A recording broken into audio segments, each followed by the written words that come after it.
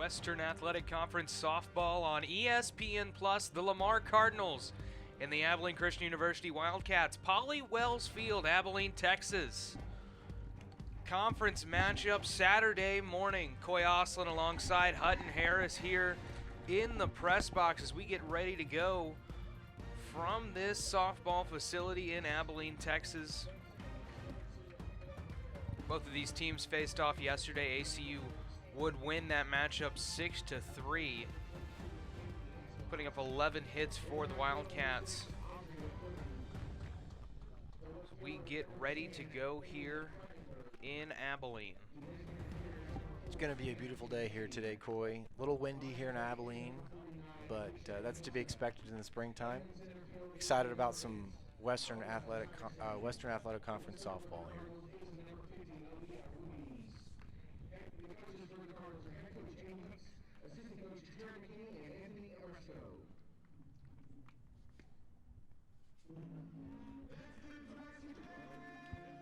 Both teams getting their players rallied together here so we can get underway.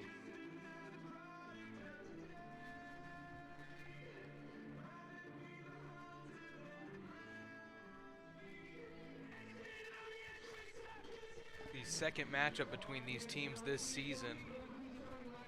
First series, ACU swept Lamar, winning the last game 9-6.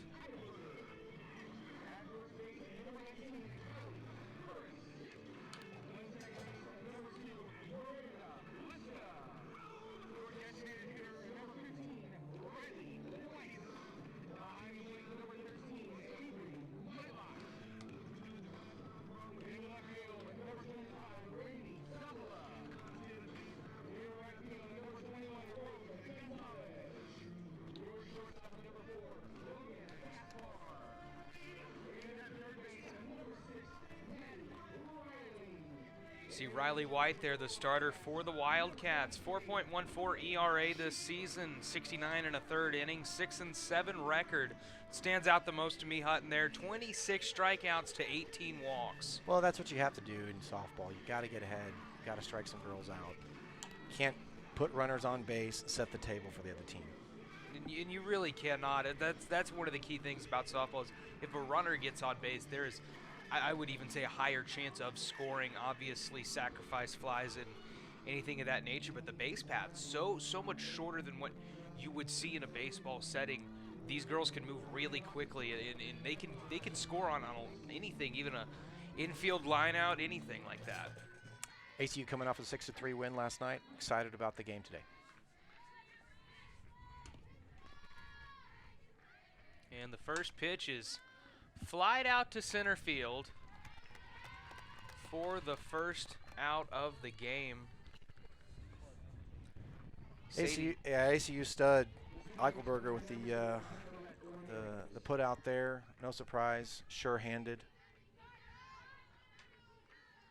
Defensive error's been a key thing for the Wildcats all season.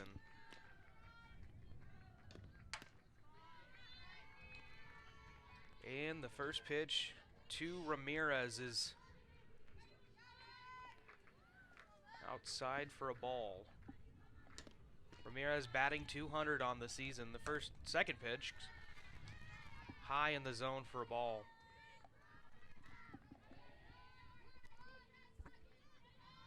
Lamar is 8-23 this season, 3-10 in the WAC. Again, building a program here is Amy Hooks. Good pitch there, came back across the plate. Mylock behind the plate for the Wildcats today. That's her normal position.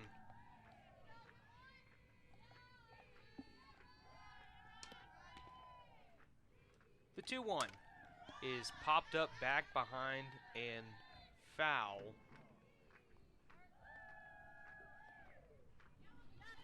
The Wildcats have Burris at first, Lista at second, Gaspar at short, and Reiling at third base. The 2-2, just a hair outside for ball two. Davila in left field, Eichelberger in center, and Gonzalez in right.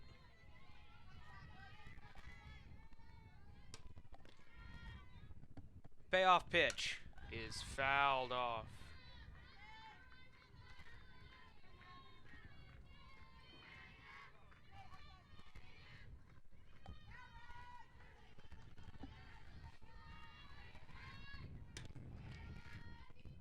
The 3-2.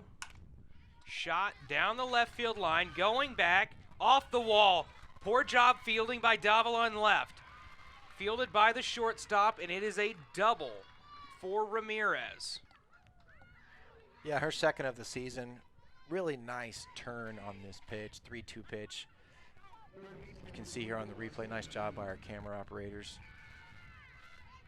She's digging for second there, and a nice way to start for the Cardinals with one out. And she was just a wind gust away from that being out. Yeah, I thought it was out right off the bat, honestly. We have got great seats today. Ramirez at second. Here's Bean, batting .234 on the season, slugging .330.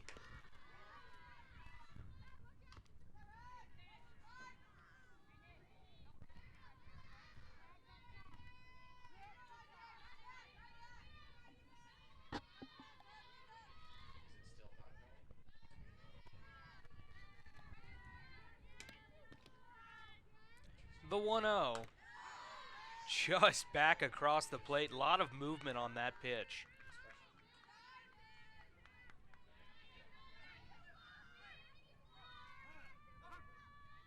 Time is going to be called here. Coach Farler is going to go talk to her pitcher. Yeah, in this situation, I think you just want everyone to be aware of the coach's mindset here. And, you know, again, the count has a little bit to do with the meeting maybe, but it is kind of strange in the middle of the count, in the middle of the at-bat, to walk out and kind of talk strategy. What do you think there, Corey? Well, and I think a big part of that is that you don't want to put a run on the board for the other team in the first. And what I mean by that is you don't want to give them the run necessarily. You can get that batting, but you don't want to do anything. And I think it's mostly just an address of, hey, we need to field perfectly. We need to make sure our pitches find the zone. Nothing gets too far away from us. Yeah, and early in the game here, you just want to, again, set the tone. This is the second game of a 3-game series. ACU has taken all 4 this year. You don't want to let this one get away too early, as you're saying.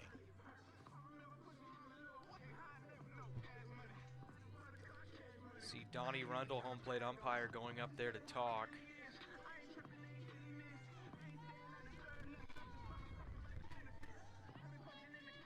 I would say it's pretty unique to see a conference that early in the game with just a runner on second. We'll see if it pays off for the Wildcats. Bit of strategy. The 1-1 on the ground to short. Over to third. They get the play at third for the second out. Runner on first will be Bean. So the runner in scoring position is gone. That was Nick Ramirez. Yeah, and if you're Gasper at short, really nice play there. Quick decision. You really don't have a lot of time to make a decision, and a really nice tag there by Riley. And here's Callie and Salat. Poor Lamar, as she gets under one and drives it into left center field. Looked like a bit of confusion there, but nothing but clean fielding. 4 batters to get on. Stick with us.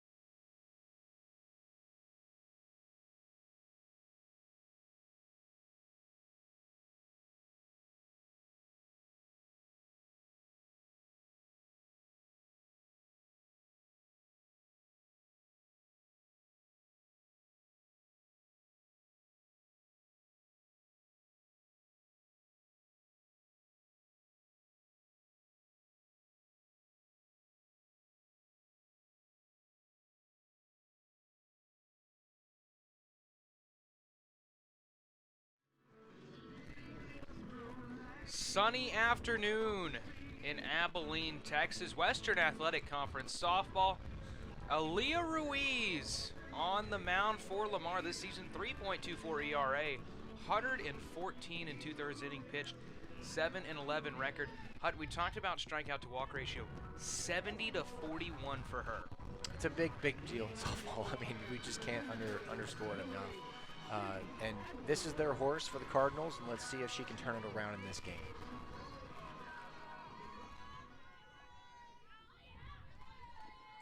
Mercedes Eichelberger, Sadie, as they call her, takes one down in the zone. Very good leadoff hitter for the Wildcats, leads the team in runs and hits this season. Very dangerous on the paths is Eichelberger. The 1-0. Fouled back. Yeah, Eichelberger is the perfect leadoff hitter in softball, in my opinion. She gets on base a lot. Obviously, she's got speed, center fielder. She knows the game. She's a great leader for the Wildcats to set the table here. The 1-1 is shot into right field. It's got some distance going back. Goodbye home run, Wildcats. Talk about a leadoff home run and a leadoff hitter. What a hit by Sadie Eichelberger. Just doesn't get any better than that for the Wildcats. She drove this ball to deep right field, and you could tell it was a home run off the bat. You talk about it. You hit one to right field like that, it is gone. One run for the Wildcats, 1-0. Her first of the season, too. And the way she hit that, you wouldn't think she doesn't do that too often. She absolutely turned on that. Let's see the replay here. You can see she gets her hips into it, really drives the ball to right field. Beautiful. And she had a short swing on that. It probably could have had some more distance. Well, the wind is blowing out, really helped, but really nice swing there by Sadie. So Callie Burris in for the Wildcats, the first baseman.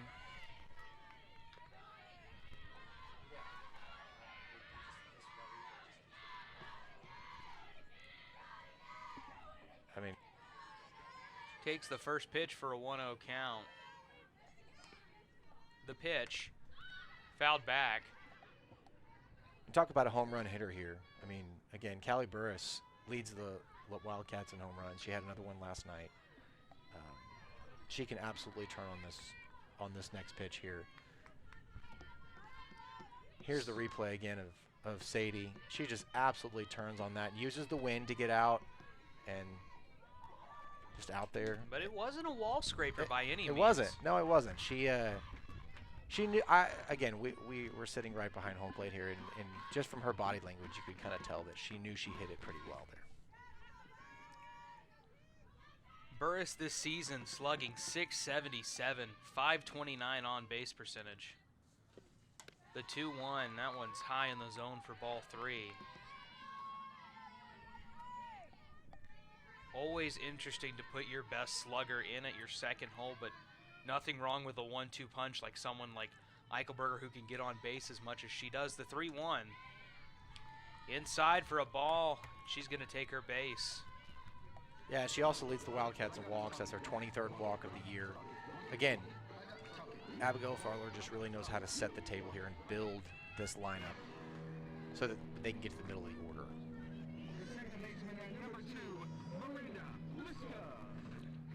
And so here's Lista now with runner on first. The runner's on base this season. She's batting .268, batting .287 normally. Pretty consistent as she gets under this one and drives it to center field. That one is gone. Well, another home run.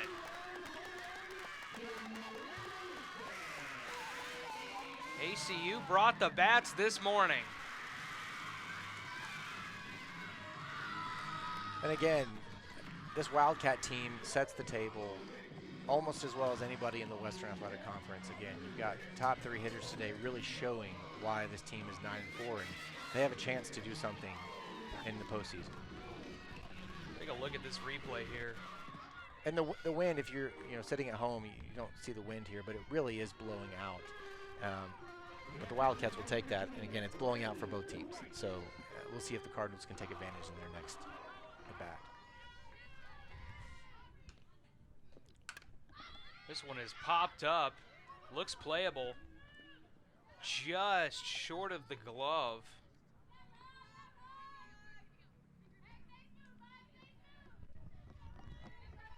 Boy, you could tell Riley really wanted that one too. You could see after 3 batters and 2 home runs, you're like, I'm teeing off on this pitch.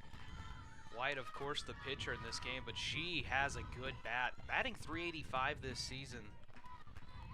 Slugging just a tick under .450 as she fouls that one back out. She's come out swinging so far.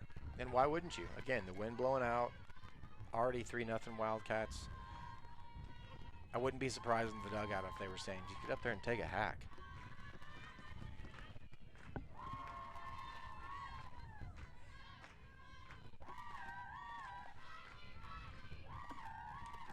The pitch to White. It's going to find the zone. They're going to strike her out. Bit of a delayed call on that one, but definitely a strikeout. Yeah, Donnie Rundell really enjoyed that strikeout right there. A little late call, but I think it did hit the outside corner. That's a big pitch there for Ruiz. Trying to get the game back in her hands. Boy, you talk about that pitch. What a frame job, too, behind the plate. That one is absolutely hacked and into the dugout. Yeah, that's tough for catchers, but I mean, it's absolutely essential if you're a strikeout pitcher to have your catcher and the battery work together. I mean, you're not going to have a perfect pitch every time, obviously, but when you get the catcher to really work and frame and work with that umpire, it's pretty dangerous. And here's the sophomore, Avery Mylock. That pitch is high in the zone. 1-1 count to Mylock this season, slugging .461. Her on-base percentage, .248 though. Leads the team in RBIs, so obviously she has a history of getting on base. Takes a big cut at that one. 1-2 count now.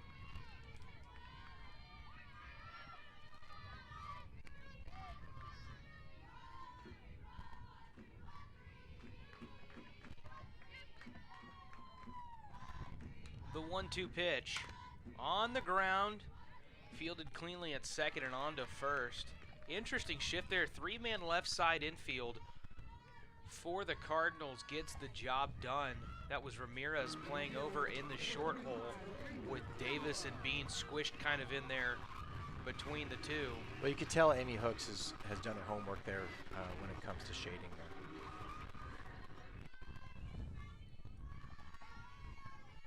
Randy Davila stepping in now for the Wildcats.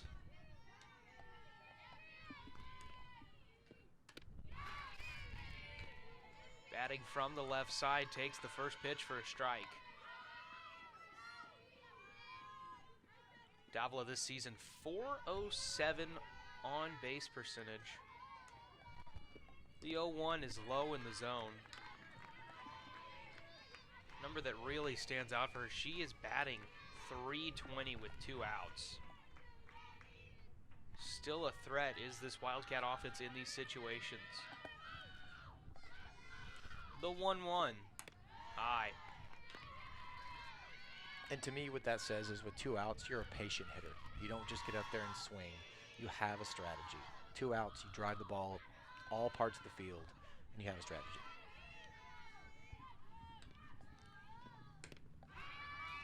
You say that, she's laid off the first 3 pitches. That one is in there for a strike. 1-2 count now. Yep, you got to be patient. That's really the name of the game when you're such a good 2-out hitter.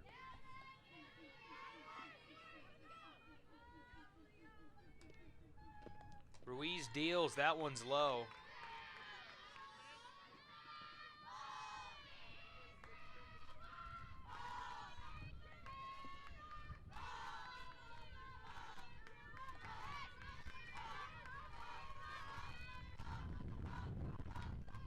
.3-2, fouled off the left side.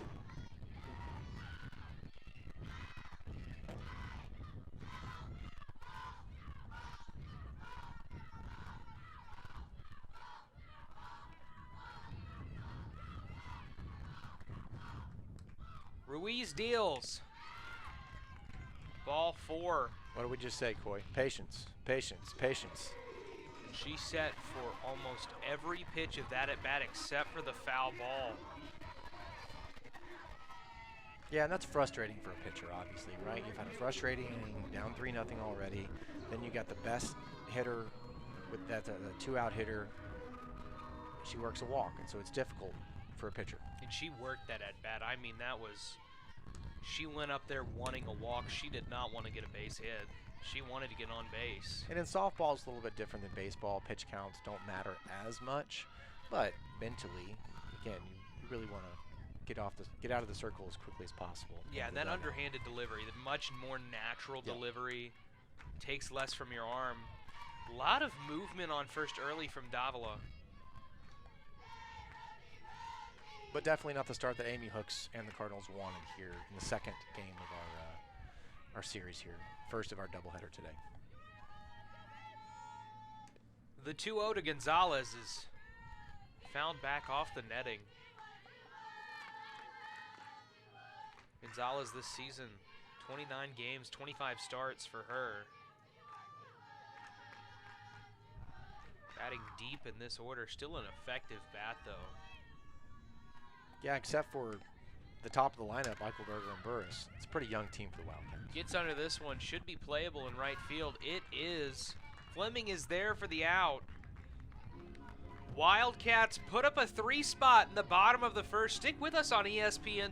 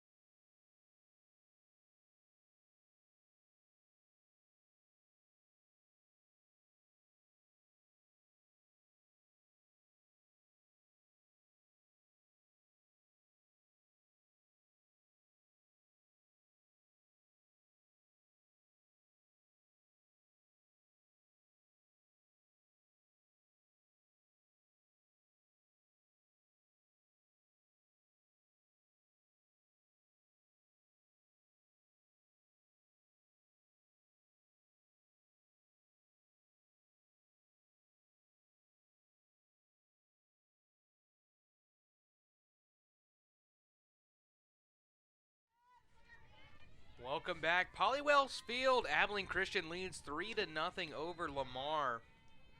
The first pitch in the second inning is shot over to short, fielded by Gaspar on to Burris at first. Quick first out.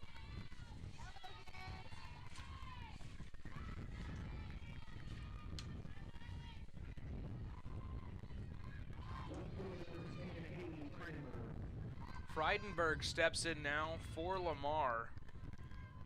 The sophomore batting 186 on the season. The pitch from White, taken just a bit high in the zone.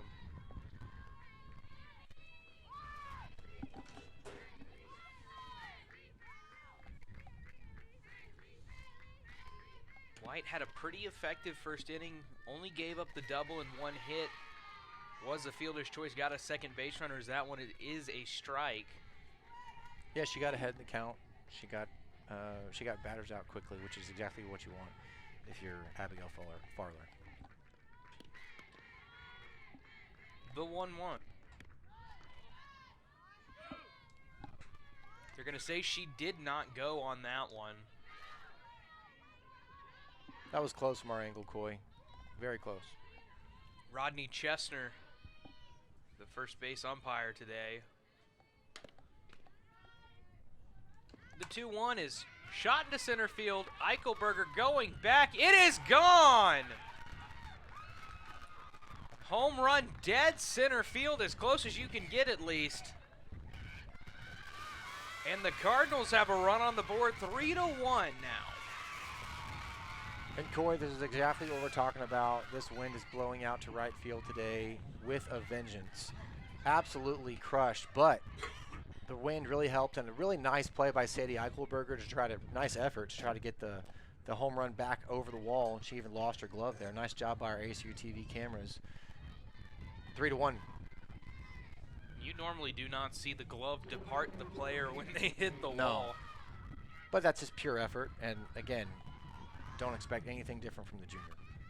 So it'll be the 9th home run this season given up by Riley White.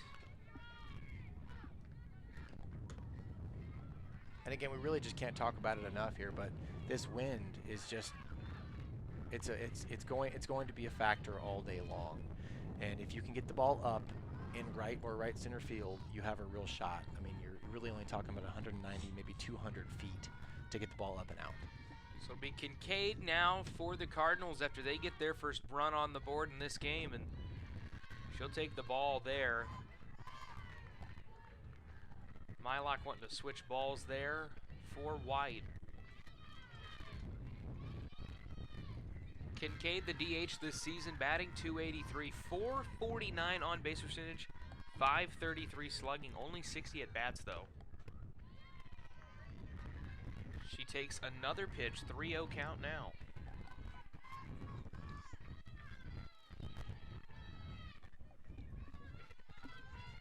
Dangerous at-bat deep in the Cardinals lineup.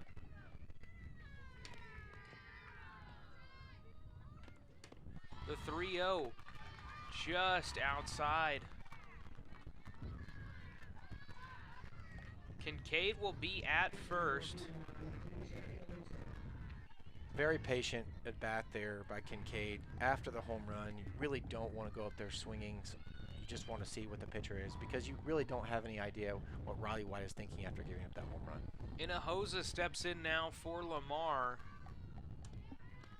Batting .184 on the season is the catcher. Bit of movement down at first was Kincaid, did not go though. Mylock was ready to throw if she needed to.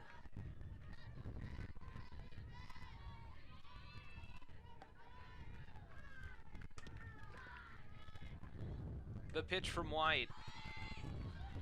Just about as center as you can get with a pitch there.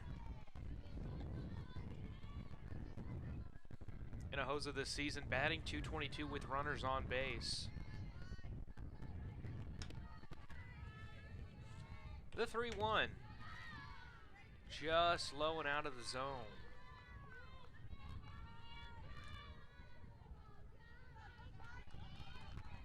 Hinojosa has found the lead here in the count. Looks like something that Lamar may take away from this inning is that if they can let White get some pitches away from her, that one is high for ball 3, maybe they can get some people on base.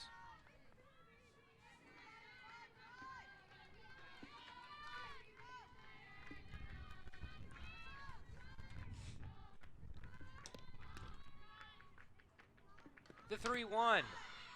The throw to first. Kincaid is safe at first. Slides back in. Mylock ready to throw, though.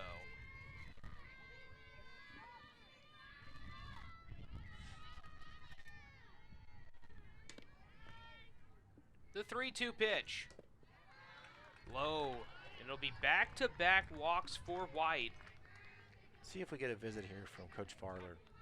Yep, here she comes. And she was ready to go, too. She shot up and was ready to go talk to her pitcher here.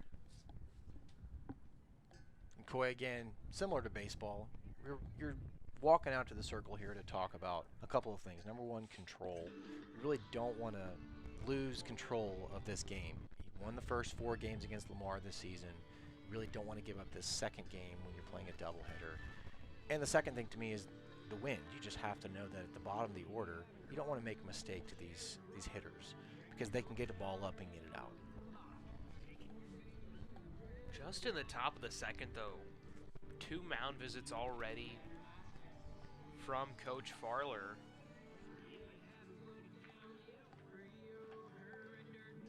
It worked in the first inning. Again, Riley White had given up a double down the line, nearly a home run. and they got Cardinals out in order, but we'll see how it works here. And as hard as it is to do in softball right now, you got to think they're looking to produce a ground ball. Yep. Runner on first, runner on second, and a big at bat for Lamar. The first pitch is in there for a strike.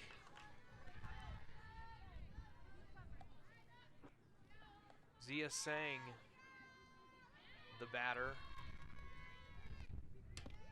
Batting 132 on the season. The 0-1 pitch from White is fouled off to the left side, off the netting. Almost hit her. Almost. I mean,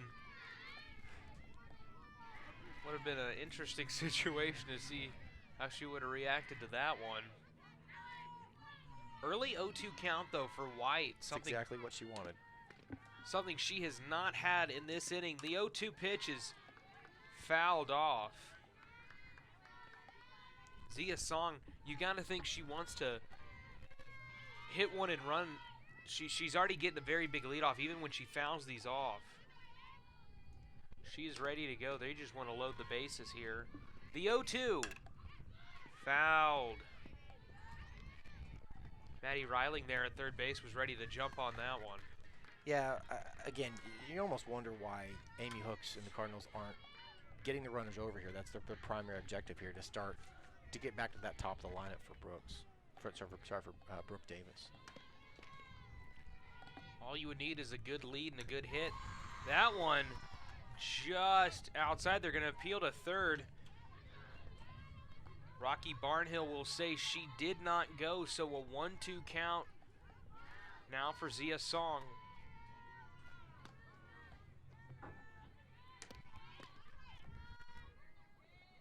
The 1-2 is shot. Reiling gets it. She's got the out. She was ready for that. She saw her hitting them down that third baseline. She was ready to pick one of those foul balls.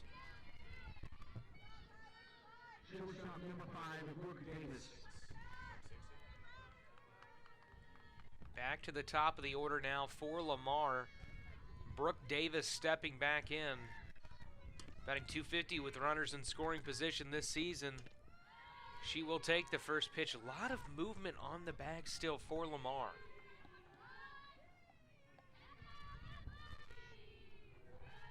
So you're 2 outs in. You had runners on first and second. You were not able to advance either of them. And the 1-0 is low. A lot of movement on second there from Kincaid. Take a look at this replay here as you see Maddie Reiling. I mean, she knew that was coming. She'd seen about 2 or 3 of them on that left side. Really nice job by our cameras there.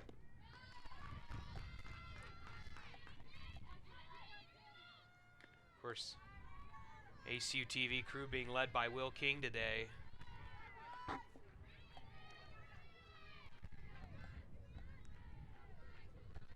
White looking in and deals the 2-1. That one is as in the zone as you're going to get. That's a pitch you've got to swing at.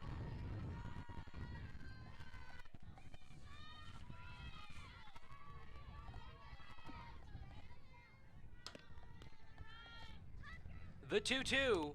She hacked at that one and she cut her down. Riley White gets out of the 2-on jam. 1 run, though, for Lamar. Home run to center field. Hey, stick with us here. Western Athletic Conference on ESPN+.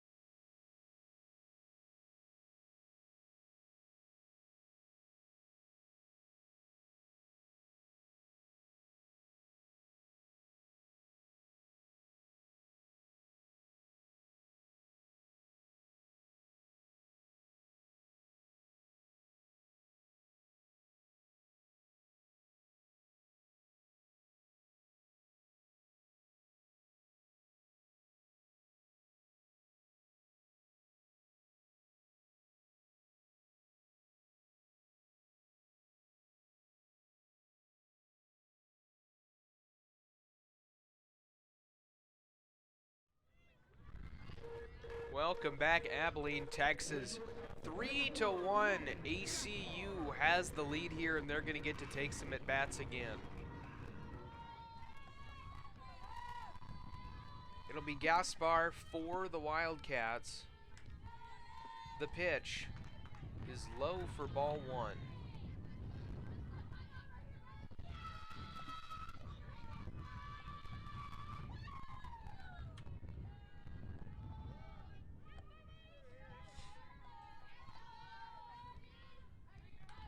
The 1-0 on the ground and fouled. And here is Coach Abigail Farler in her 3rd season here at ACU. She has gotten this program back on the tracks. 31-55 record in her 2nd season, but definitely a good turnaround she's had for this program. This one's on the ground to short for the first out. The 6-3 put out. Yeah, Coach Farler has done a great job here. She's absolutely turned this program around as they've entered the WAC, and she's done a great job with Jess Twaddle and Katie Reeves, as well as the assistant coaches. Maddie Reiling, who we saw make that wonderful diving play there on the 3rd baseline for the 2nd out in the top of the 2nd inning, that is. The pitch from Ruiz is high in the zone. Reiling this season batting .204, slugging .301, .256 on base.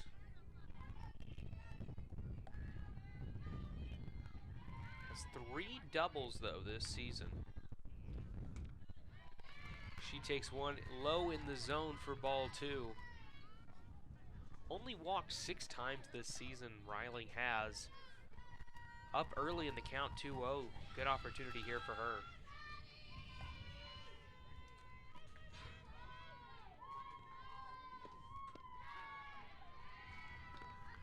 Ruiz gets back in there with a strike.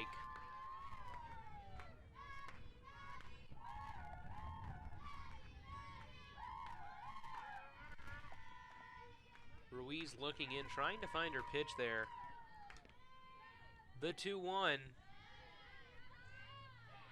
Looks like Riley wanted to drop a bunt there. Could not even make contact as that one hit the ground before it even crossed the plate.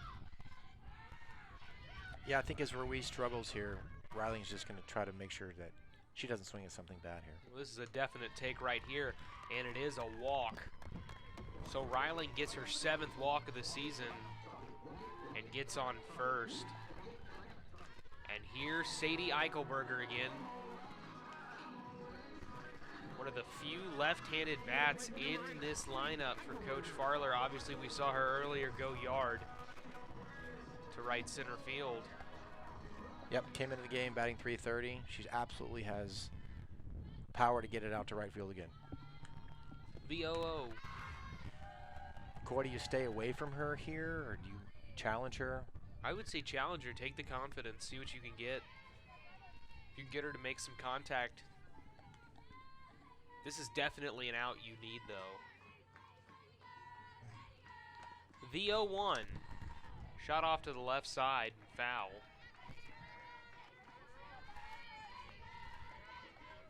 She's definitely challenging her here. You don't want to get deep into this Wildcat lineup.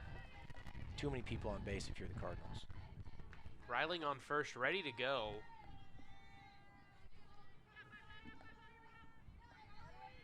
The 0-2 to Eichelberger. Just a bit outside.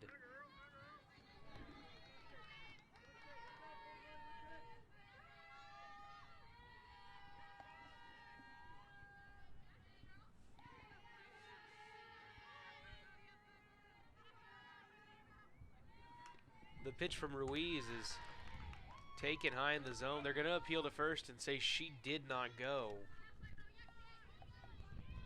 Rodney Chesser, the first base umpire again. A lot of appeals today so far.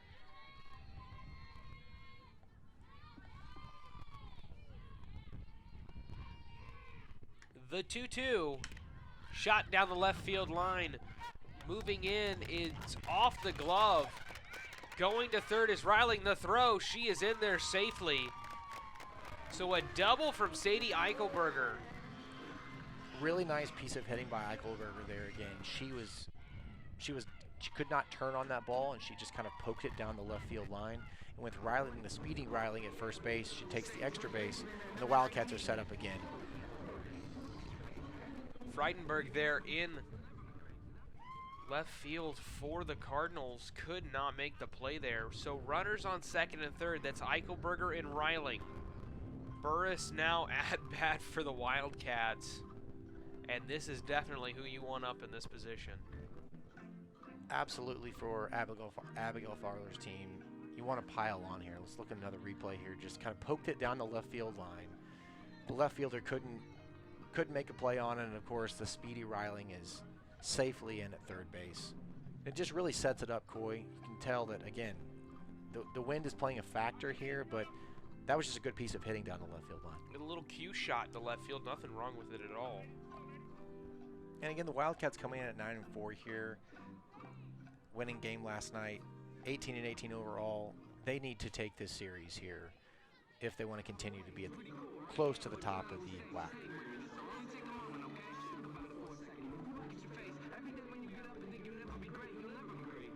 So here's Callie Burris.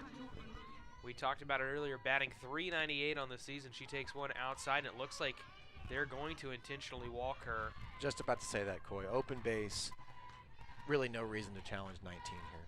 Well, and you say that, but Lista in the hole here on deck for the Wildcats obviously had that home run in the first inning. Well, not that home run, one of the two home runs, and she's going to have bases loaded for her now. That's really the risk you're going to take here against this Wildcat team who has improved immensely this season.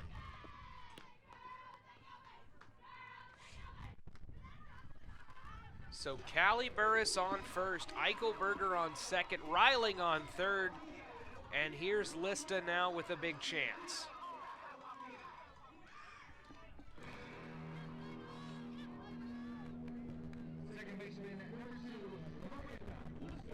I'd say it's not often you see a freshman batting third in your lineup, especially deep in the season. She's got a bright future here. She has had a season and a half, slugging .444. We talked a little bit earlier, Amy Hooks, the head coach for Lamar. So the first pitch is high in the zone for ball one.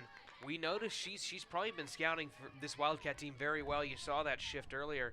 This could be an interesting situation walking Burris, because when you look at the numbers for Lista, with bases loaded, she's batting just .200, with runners in scoring position only .276. That one is on the ground and foul. Of course, .276 is still an outstanding batting average, but compared to her .296 normally, not the consistent hitter she is with runners on base.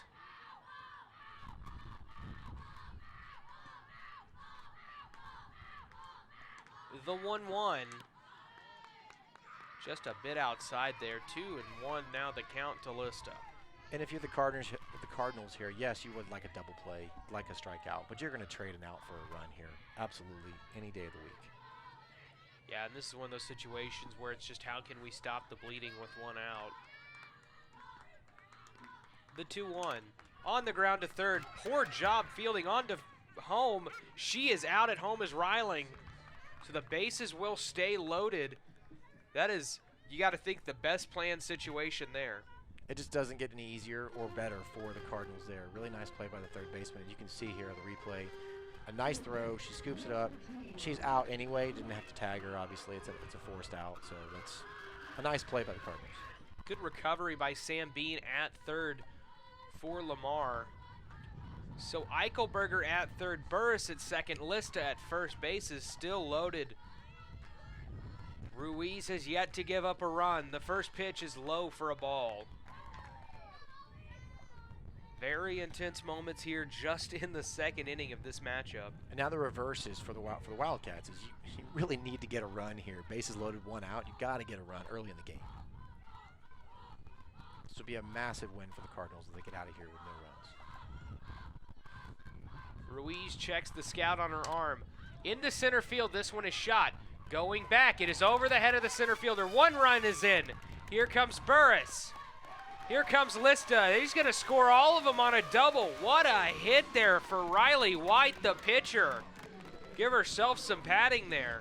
Talk about doing it all over the field today. Riley White looks good on this, in the circle. Now she drives in 3 runs to help her own cause. And you want to say, well, she's made up for that home run she gave up at the top of this inning. Absolutely. You see the drive to right field here again. One of the few balls we've seen not get out, but the speed of the Wildcats is what I'm looking at here, and they score all 3 runs. Huge play by Riley White and the Wildcats.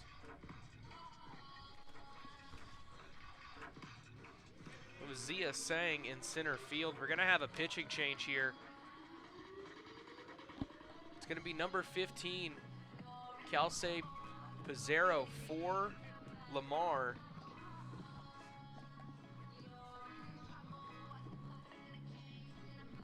Yeah, and Ruiz didn't have it today. Let's just be honest about that. Ruiz didn't have it. And a nice replay here by our ACUTV crew. Nice throwback in, but the speed of the Wildcats couldn't do anything about it. 6-1 here early. Amy Hooks had to stop the bleeding and go to her bullpen. Pizarro, 9.63 ERA this season. Only 8 innings pitched, the freshman. Not a lot of numbers here for her, but you got kind of a refresh slate there. You got a runner in scoring position here. Not your runner, though, if you're thinking from that standing. Mostly this is just about getting out of the inning, and that can be a good ego boost for a young player in a lineup. Absolutely. You want to get as many opportunities for younger pitchers here in this scenario. There's not a whole lot of pressure. ACU is up 6-1 here. Again, this is the second game of a 3-game series. You just want to record some outs.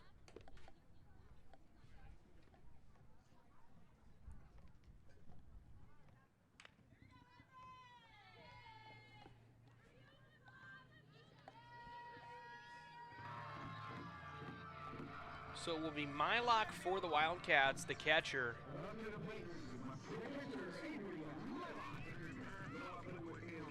Amy Hooks, the head coach for the Lamar Cardinals in her 4th season, 48-111 record. A Texas legend. University of Texas legend. She's trying to figure things out here. Lamar, of course, came to the WAC this season, going back to the Southland, just announced this week in 2023 as Mylock takes a big cut at the first pitch she sees. Going back to Amy Hooks, graduated as UT's all-time leader in home runs, second in the program in walks. She knows what she's doing over there, and she's going to build a really good team over the next few years for the Cardinals. From Mesquite, Texas, we talked about the conference changes. Obviously, that does not help in a way of how you're trying to build a team, you know, when you're moving around a lot. But a big part of that is, you know, the landscape of college athletics has changed so much in all these years that it's just trying to find a place you're comfortable. Lamar comes to the WAC, maybe not as comfortable as they thought they'd be, and has an opportunity to go back to the Southland and find their groove again. The 1-1, low in the zone. Yeah, college athletics right now is really just the Wild West. It's going to be very interesting over the next 4 or 5 years to see if teams, like players, continue to move on an annual basis.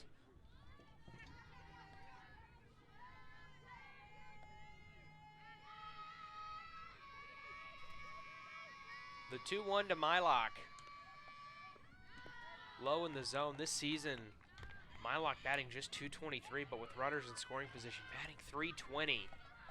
Definitely 2 different numbers there. Someone that can get the job done when she needs to. And that clutch hitting and catching the way she does is a very valuable asset to this Wildcat team.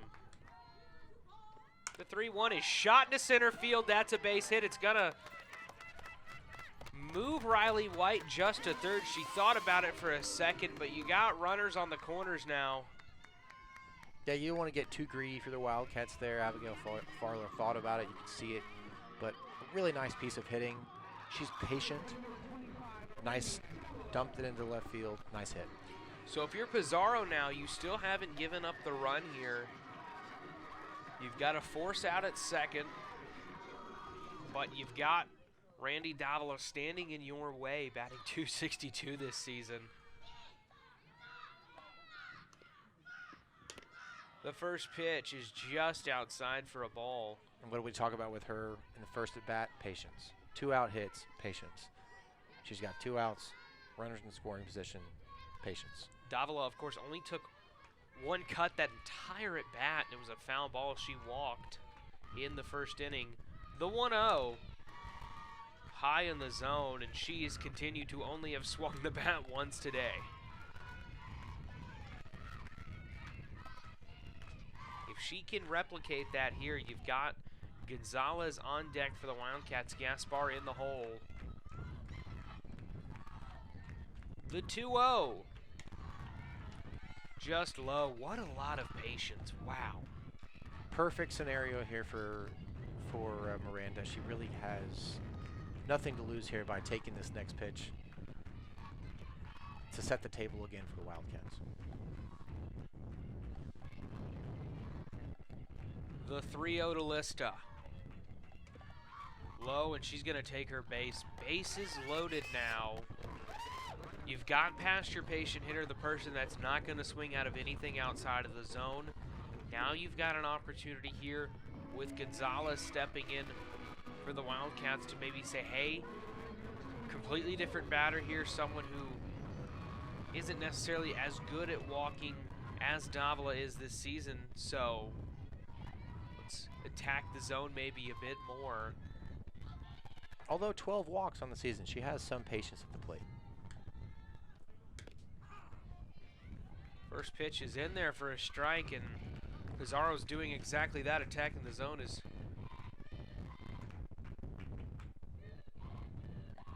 going to see a conversation here. Yeah, I'm not sure what they're talking about here. If they're talking about release point, or she's stepping outside the circle, or... I believe that's exactly what the conversation might be about. The Wildcat dugout chanting, "You can't do that," after that last pitch, unsure of what exactly they were saying. Big situation for both clubs here. Again, the Cardinals, you don't want to let this one slip away. For the Wildcats, you want to pour on. You want to maybe get the ball up in right field and get 4 more runs here if you can. Well, and there's a type of, I don't want to say arrogance, you've got to bring to these situations to give you the confidence to keep adding on to your lead. You're up 5 in the second inning here. Everyone's set again. Pizarro deals. That one is on the ground to second. Looks playable on to first. Ramirez to Ancelot. Out of the inning, though. But 3 runs. The damage is done for the Wildcats. Stick with us here on ESPN+.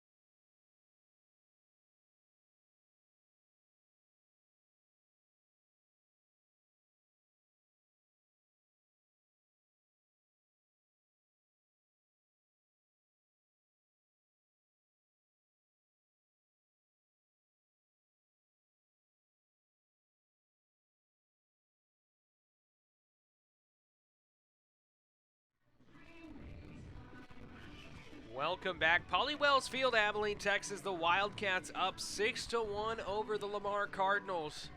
Lamar needing to get something going here, and here's Nick Ramirez for Lamar. First at bat, had a big double.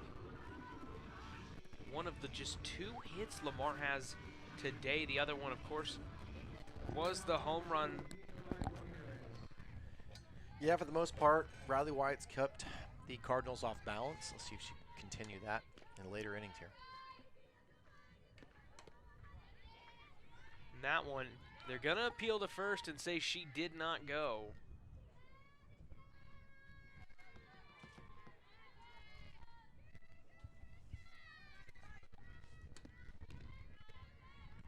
Ramirez batting 209, watches that one float just outside for ball 2. She's been patient in the count here. Riley White still on the mound for the Wildcats. She's done a little bit of everything in this game. Of course, big double in the bottom of the second, brought in 3 runs. Has had a fantastic start pitching, only giving up the 1 run through 2.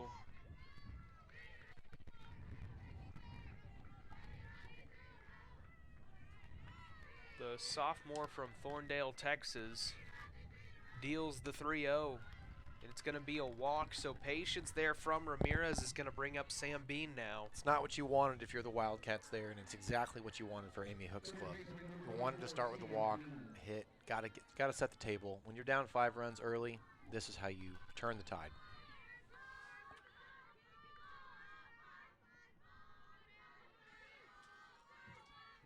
Bean last time up popped out to third. The first pitch on the short, out of the glove of Gaspar. That's going to put 2 on. Runners on first and second now. Ramirez at second, Bean at first, and a big chance for Ancelot. That ball was shot off the bat. You can see it in the replay here. Right off of her glove.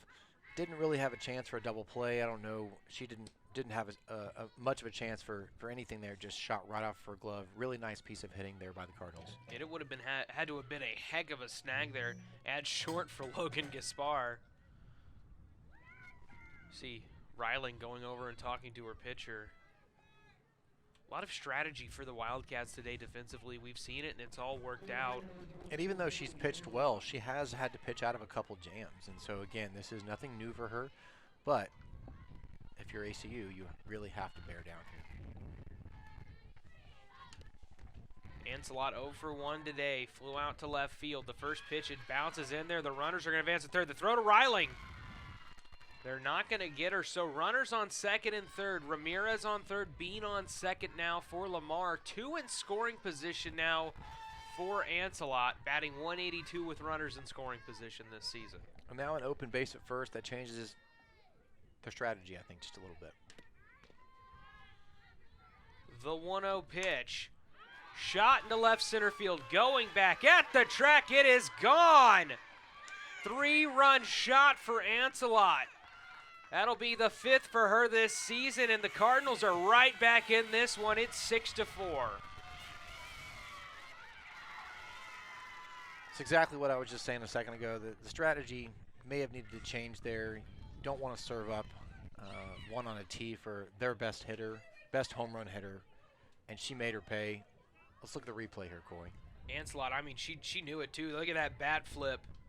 That one was gone in any ballpark. Yeah, she didn't need the wind there. She was going against the wind almost there. That was all power, and it's 6-4 now. And I would like to say that the first thought that came to my mind is you got to think about the top of the last inning where the Wildcats could not get a run on the board with bases loaded. Loren Scheck now stepping in for the Wildcats. Getting some action here. 21 innings pitched this season, 4.67 ERA for the grad transfer from Santa Clara. Was the listed starter for this game today. Obviously, Riley White getting the start. And now, if you're Coach Farler, a bit of strategy has to go into your batting order. Of course, White is in the batting order. Yeah, she's batting 4th. Already driven in 3 runs today. A big part of ACU's lineup. But I think what Abigail Farler is saying now is we need to win this game. We really can't mess around anymore, and we need to stop the bleeding. It didn't feel like Riley White was ever comfortable in the circle today. And so let's see what ACU does here to combat the Cardinals.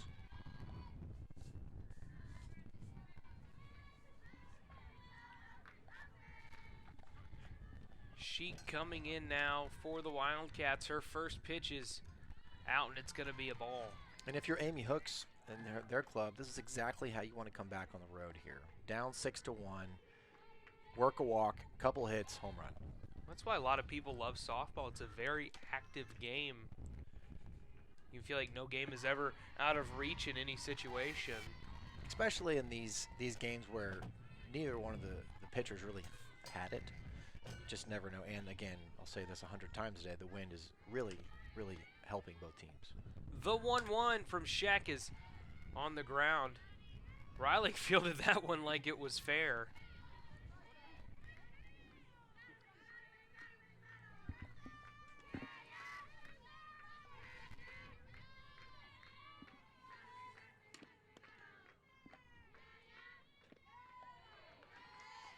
That one just outside, 2-2 count.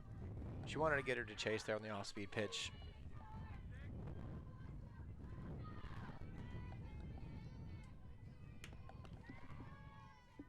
The 2-2 took a hack at one in the turf, not the dirt, but took a hack at it nevertheless.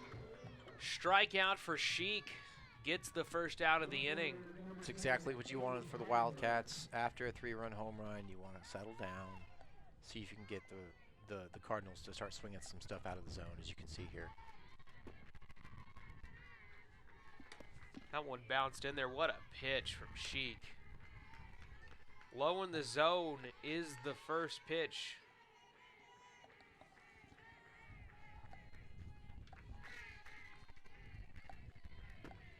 Freidenberg, the left fielder today for Lamar, takes the second pitch. 2-0 count now.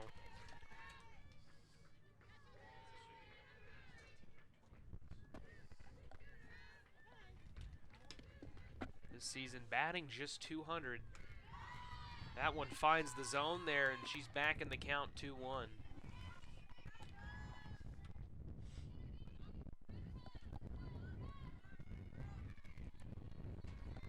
Lamar has brought the heat here in the third. 6-4 now. That one on the ground to third. Shot over to first. They get the second out of the inning. Good job by the Wildcats there, as the infield's going to come in here and talk now.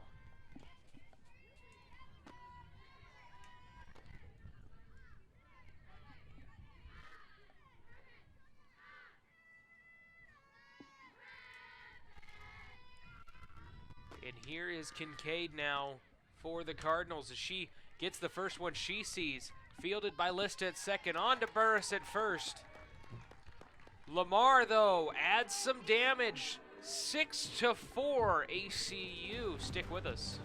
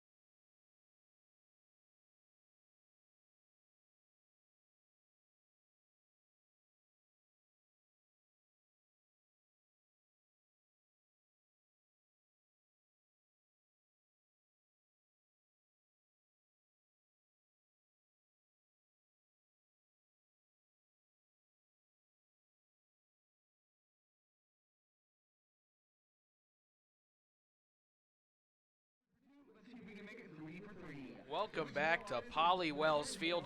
What a top of the inning for Lamar. They put 3 on the board, and they're just back in it now. 2-run lead, though, for the Wildcats. Going to try to get some security here in the bottom of the third. Corey, it's exactly what they needed. Exactly what the Cardinals needed. And you said it, Hud. That's what I was about to say, is they needed to come out here and get some effective at-bats. Pizarro back on the mound for Lamar. Got out of the jam there in the last inning. Looking to do it again here.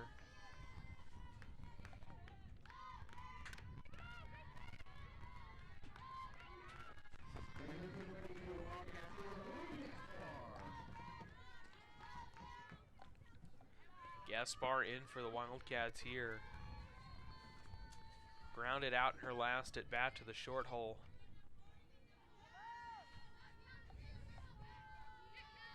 Gaspar batting 162 on the season. The deal to the lefty. That one is low for ball one.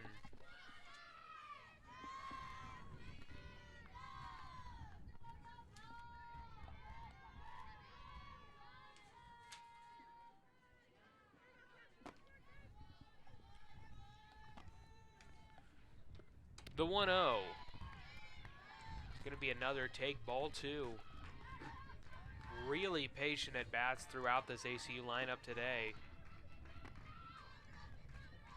Like we said, you get someone on base, there's a real chance they score, and we've seen that so far also today as the bats have come with the patience. The 2-0. That one found the zone.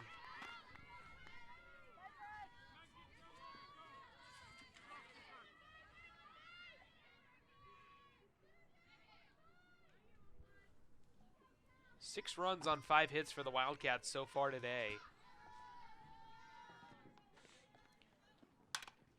4 runs on 4 hits for Lamar as that one shot to third, on to first for the 5-3 putout.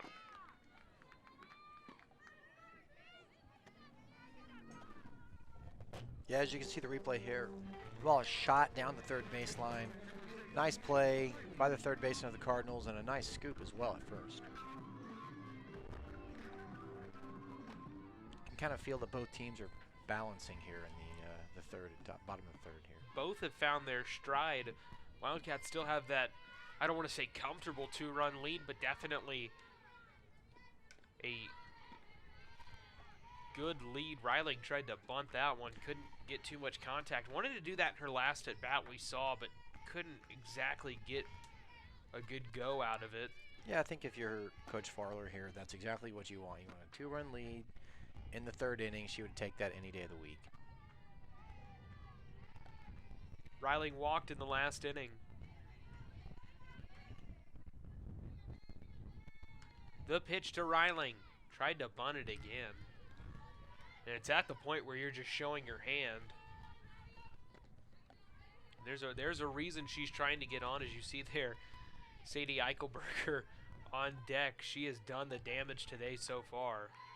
Also, Reiling, again, we saw it the last inning. She goes first to third. She's 6 for 6 this year, stealing bases. She's a speedy player.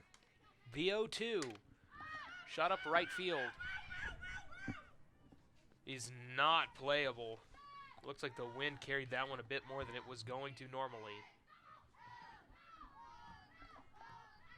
Yeah, the wind out of the south today, again, as you can see from our home plate camera, really is affecting everything, including that foul ball right there.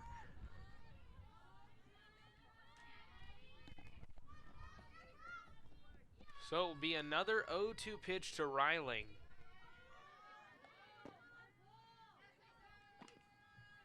Pizarro deals, and instead of bunting, she takes a hack at that one and fouls it back.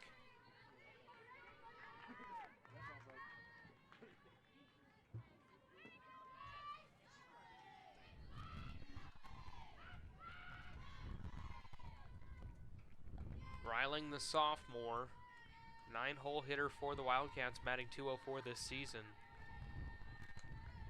The 0-2 pitch. Grounds that one, battling here in this situation. She has 30 strikeouts this season.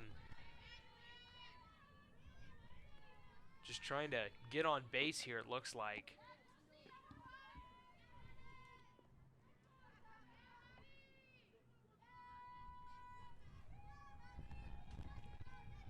Pizarro checks the scouting report on her arm, the 0-2 pitch. Well, foul ball there on top of the training room there. Yeah, that was a souvenir for a lucky fan in the parking lot here at ACU. You don't really foul them that hard that often. No, you don't. Especially with the wind. The 0-2 pitch. Just a hair outside. She gets her first ball of this at bat. Trying to get her to chase right there. Nice job. not chase.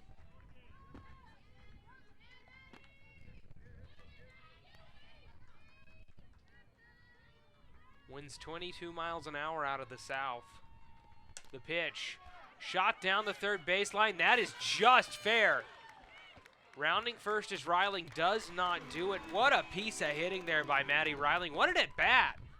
Fantastic at-bat by Riley. Again, we've seen this over and over from ACU today. The patience, the patience, the patience. You see the Wildcat replay here, right down the left field line. It drops just inside the chalk. Nice job by the Wildcats, continuing to put pressure on the Cardinals here. I think off the bat there, she thought that one was foul, but the wind looked like it carried it just fair. She didn't get it as good of a leadoff out of the box as she could have. Could have been two there, but gets one nevertheless. Runner on first for Sadie Eichelberger.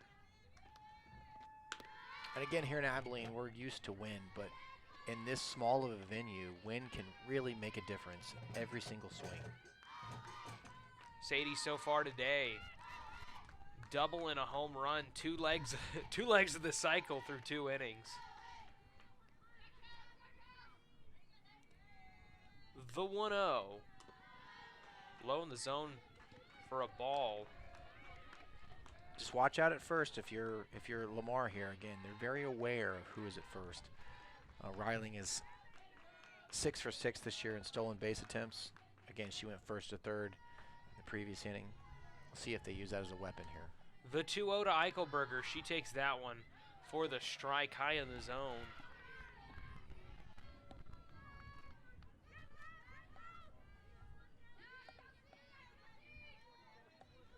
Both teams have a team batting average of above 300 so far through 3 innings in this game.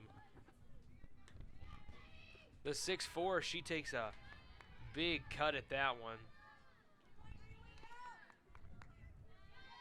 As I was saying, the 6-4 lead for the Wildcats was 6-1, but big 3-run inning there in the top of the third for Lamar. Runner on first is Reiling, the 2-2 to Eichelberger. Foul off to the left side. Great catch in the bleachers by a fan.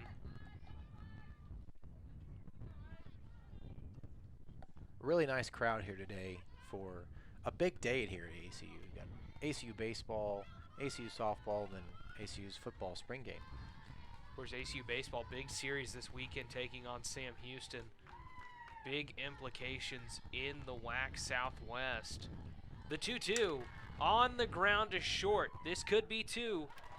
Through the hole, and it's into the outfield. The error. Reiling's going to stop at third. Farler holds her there. Eichelberger to second.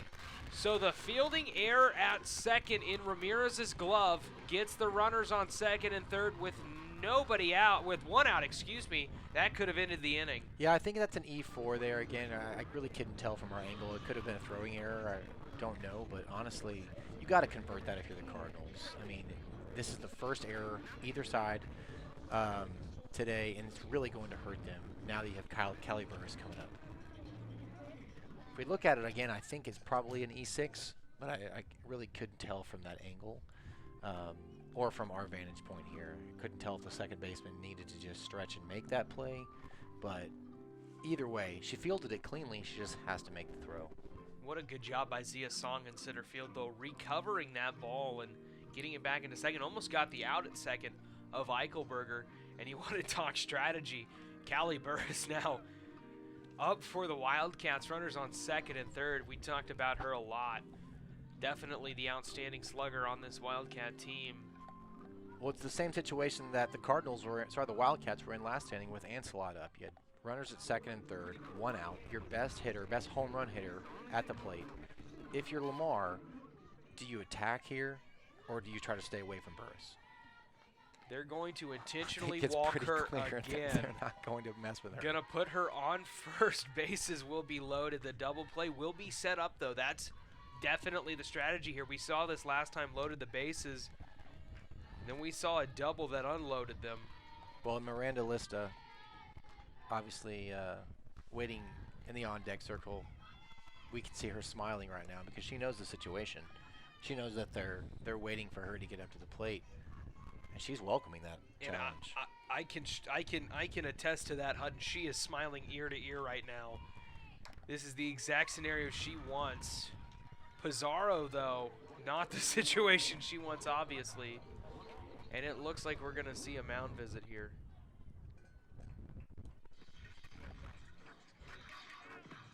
Well, if we go back to Lista's at bat again with the bases loaded in the previous inning, it wasn't a first pitch swing. She really battled, figured out a way to drive in 3 runs. But this, again, as in the second inning, this is a real turning point in the game here. You really don't want to get behind again by 5 runs. Anthony Oresco, the assistant coach for Lamar, talking to Pizarro. They're going to go with her, and she's got a lot to prove here. 1 out, runners all over the bags, bases loaded. And maybe the hottest bat in the Wildcat lineup with Lista in the 3-hole. Yeah, and again, I don't want to question the Cardinals' strategy here, but again, almost want to, you'll trade an out for a run, absolutely 100%.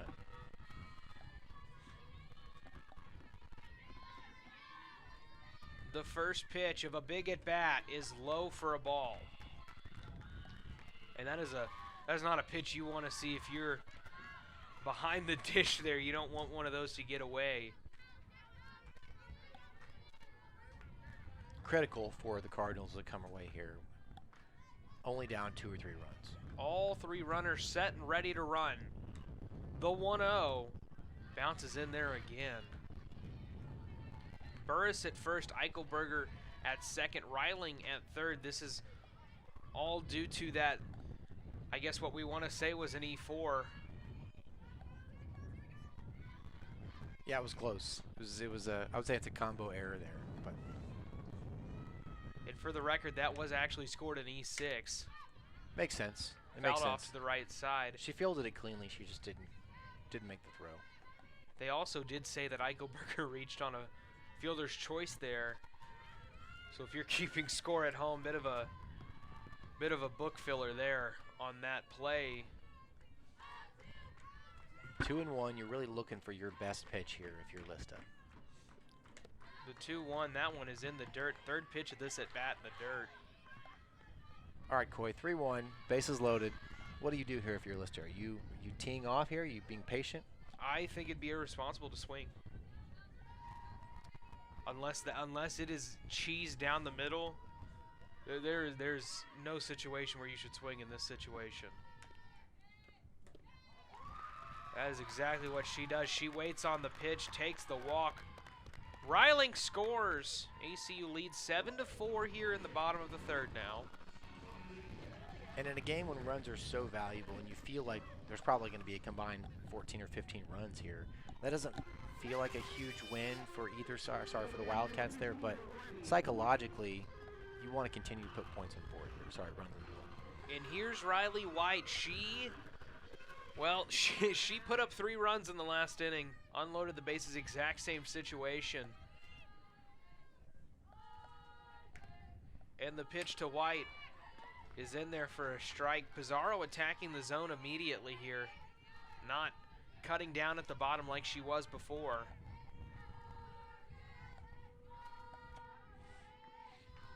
And the wind has shifted a little bit now, almost left to right now. The 0-1 pitch, just short of the glove, is a ball.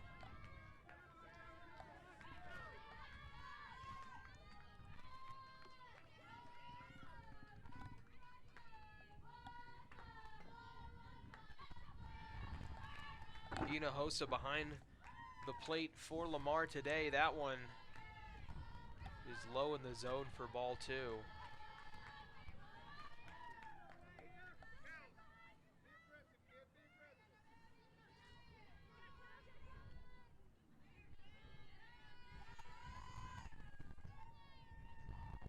Riley White with another big opportunity here. Pizarro with a big chance to make a statement and try to get out of the jam. She tried to bunt that one, And they've got Eichelberger, and that one is off the glove of Sam Bean and in to the foul area on the left side of the field. Rudd's gonna score. Very confusing sequence there, I would say, if we could get a look at it on the replay, possibly. She was trying to bunt, and then just a really weird throw here, like, just not exactly sure what the catcher was doing for the Cardinals, but the Wildcats score a run there. So Eichelberger gets out of the pickle and scores. Runners on second and third now. That's Burris and Lista. The 2-2. Fouled back. It looks playable at least. Really nice effort by the catcher there. Almost running into the dugout there to go for that. Hinojosa going for the ball, could not get it. She's been very, very active behind the dish. Chased down about every ball that's looked remotely fieldable today, doing her job wonderfully. And going back to that run, it looked like it was going to be a suicide squeeze. She just couldn't get it down. That's what it looked like. And you saw that. I think Eichelberger thought that she was definitely going to get it there and could not make contact. That one is inside. What a take by White on 2-2. Very patient, very patient. Again, it's important for the Wildcats to pour on runs here if they can. They've scored 2 unconventional runs here. See if the Cardinals can stop the bleeding. Burris on third. Lista on second. The pitch to White. She gets under that one and drives it right center field. In and out of the glove of Fleming in right field. It's going to score both runs. What a double there. The Wildcats pouring on the runs here. 6-run lead in the bottom of the third. 10-4 Wildcats. Yeah, let's look at the replay here. Kind of a lazy fly ball out to right field. The Cardinals had a chance to get another out there and maybe just give up 1 run. Instead, the Wildcats capitalize in 10-4 now. So through 3, we've seen quite the handful of errors. Well, really this inning has shown that the wind is really messing with both teams, right? But the Cardinals absolutely have not helped their pitcher at all in the circle in this inning. A missed double play that could have ended the inning. A throwing error by the catcher. Throws over third base. And then you have an error in right field that scores several runs.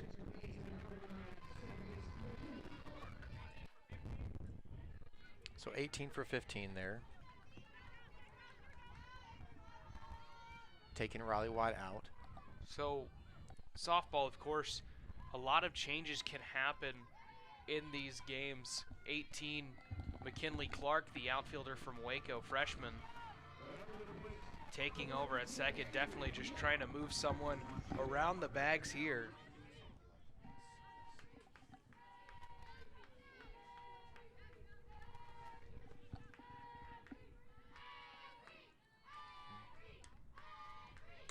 The 0-0 pitch to Mylock. It's outside for a ball. Softball is more what I would call of a chess match, when you can absolutely change out as many people back and forth and get the big at-bats in there and get the good runners. The 1-0 pitch is absolutely tattooed foul by Mylock.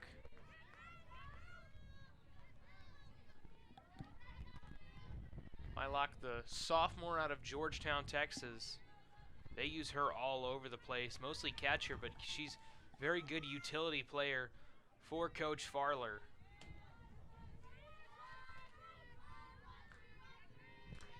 The 1-1.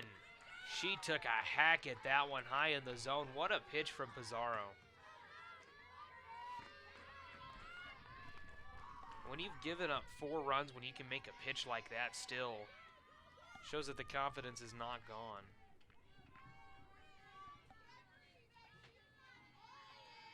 Despite the 4 runs, Pizarro, such few appearances this season, her ERA has gone down in this game as she gets a big strikeout of Mylock there. The look on Mylock's face, she thinks she might have Got a little contact there, but nevertheless hit the catcher's glove for a strikeout. Really nice pitch here again. She's pitched well in this inning. Really hasn't been that bad of an inning for her, but behind her has been the issue. And here's Davila now for the Wildcats. Lamar with a chance to get out of the inning. Runner on second, the pitch is in there for a strike. The runner on second again, Clark.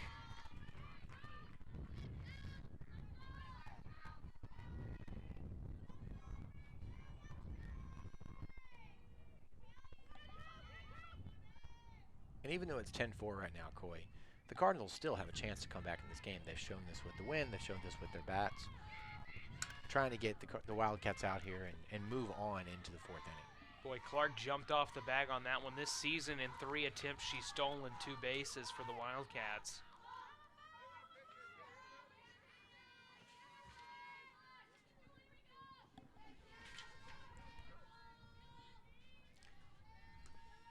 The 0-2, high in the zone, could have ended the inning there, but just could not find enough of the zone.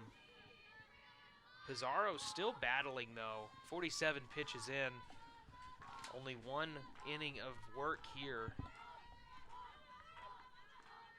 The 1-2 bounces in there, and that's gonna advance Clark to third. Good base running awareness there for McKinley Clark, excuse me. That just shows the Wildcats are not letting their foot off the pedal there. They're just not taking it off. 10-4 is really nothing in this game.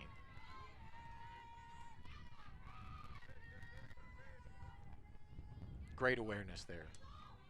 The pitch to Davila, low in the zone. She's worked back into this one with a 3-2 count.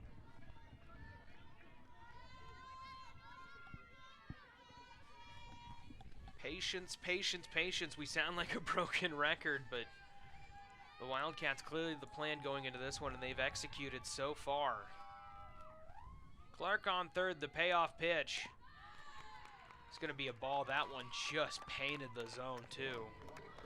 Yeah, and you got to think that if you're Lamar here, Pizarro is going to stay out there. I don't think she's going to come out of the circle now.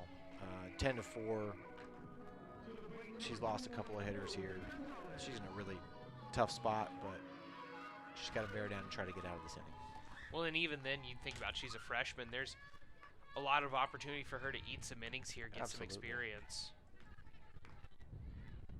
Like we've seen in softball, though, this is still not necessarily out of reach. Is a throwing attempt there. They get her at second. No, they're going to call her safe on the backstretch there. Clark scores. 11-4. Interesting deal there. Double steal. And here comes Amy Hicks. Watch this replay here, Coy. So it's a double steal. She's out at second. She's safe. And then Clark scores. If we have another angle of that from our behind the batter angle, we could see that.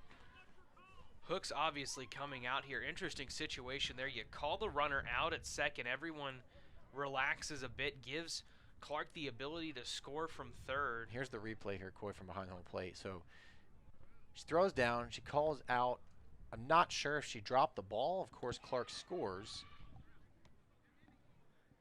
Lamar's got.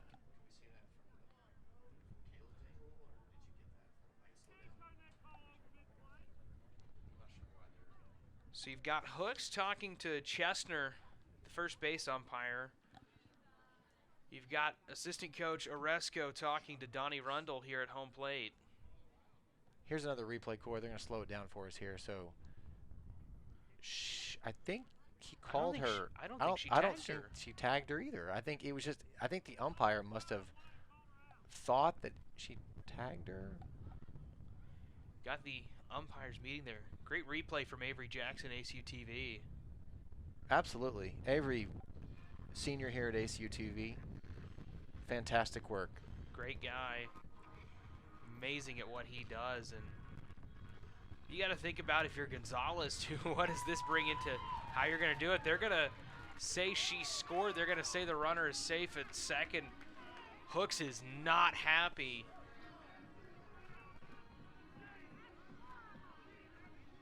Can we? Yeah, nice shot there by again our ACUTV camera operators and replay operator there, Amy Hooks, is not happy because, again, if you're watching the game live here, the umpire at second base clearly signaled out. And what that does is, with 2 outs, what that does is the inning is over. But now she's trying to get tossed here. And she's trying her best.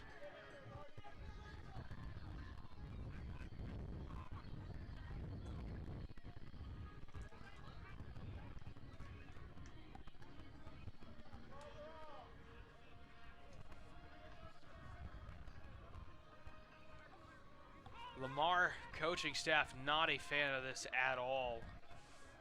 And it's a difficult situation here when you have a call at second that clearly was called out. That relaxes everyone in the infield. Lamar just trying to pick up the pieces here and go along. Hooks did her best job to tell her side of the story and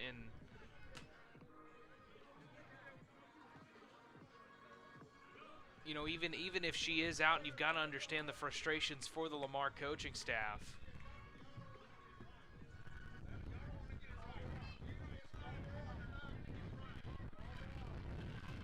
Called her out at second is what they keep saying, and it's just a thing of angles with this replay. Was she out? Was she tagged is the question.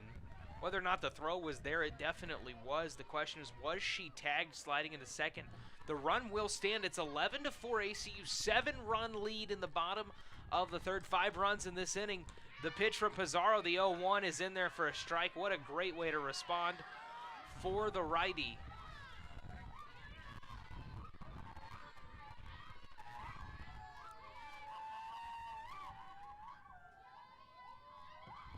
Gonzalez 0 for 2 today. The 0-2 pitch in the dirt. Davila dancing around there between second and third. A lot of movement for her. What an interesting turn of events here in the third. If you're Lamar, all you can hope is that you can come back and turn things around. The 1-2 to Gonzalez, high in the zone. 2-2 count now.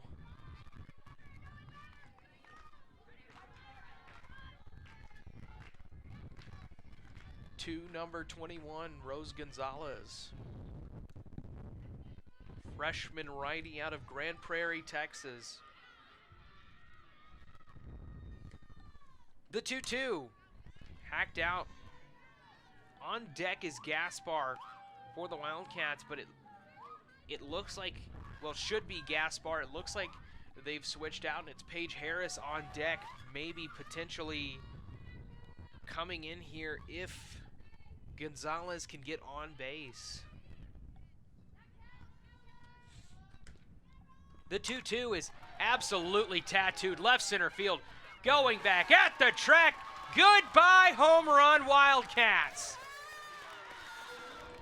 They're going to tack on 2 more here, 13-4. What an inning for the Wildcats.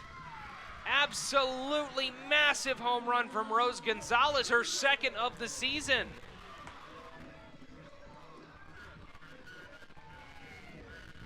And so a questionable situation of if Lamar should have gotten out of the inning is turned into a 9-run Wildcat lead. And that one is absolutely belted. She got it right off the bat. Everyone knew it.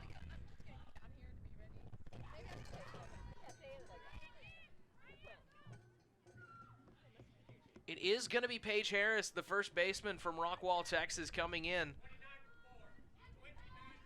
The sophomore right-hander with a big opportunity here. Cleared bags, 2 outs. 9-run lead for ACU over Lamar. What an inning from Coach Farler's team.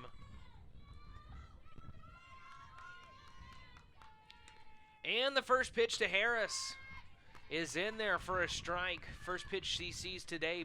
Harris batting .208 on the season, .345 on base, .208 slugging, batting .267 with 2 runners out. Very good situational hitter for the Wildcats. Got to come into this situation with a lot of confidence. The 0-1 pitch. High in the zone, 1-1.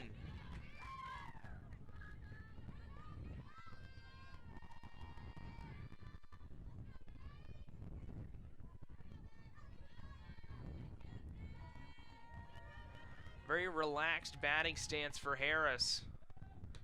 She sees the 1-1. She hacks it almost into her own dugout.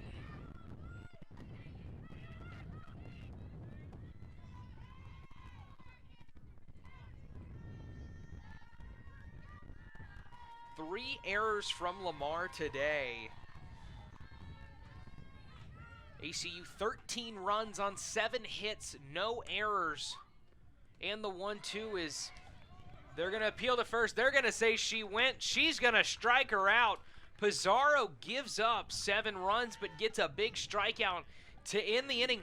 13-4 Wildcats lead. Stick with us.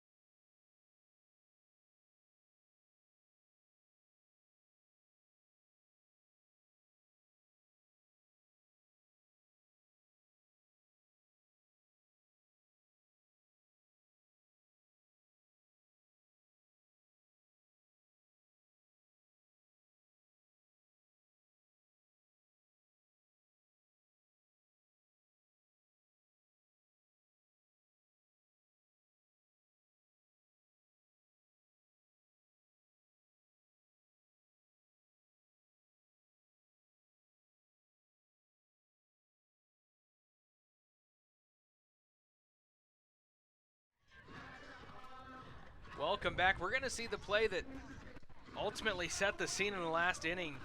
Was she out? Was she not? Is the question. Was she tagged? Is the main question here. Clark scored. Led to a 2-run home run from Rose Gonzalez. 13-4 Wildcats lead now.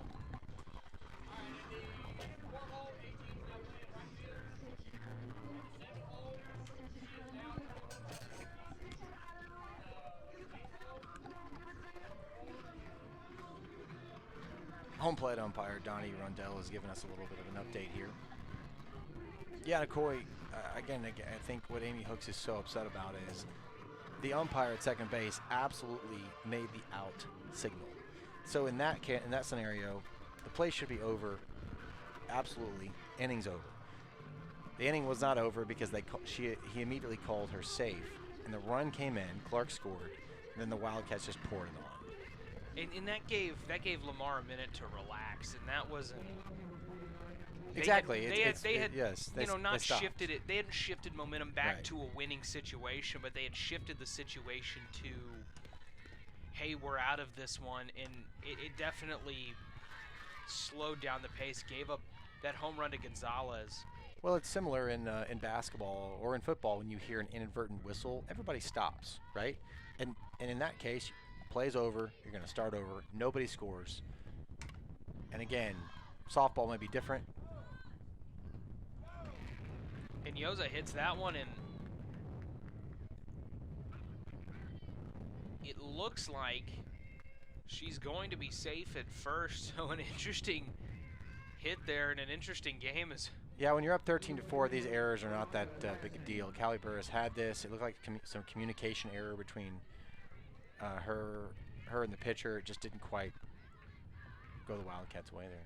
And for people who may not watch softball that much, errors are common. They are. I mean, it's not even a fielding situation. It's just it's situational. That ball is large, and when it gets hit very, very hard, sometimes it is difficult to field it. But a runner on first now.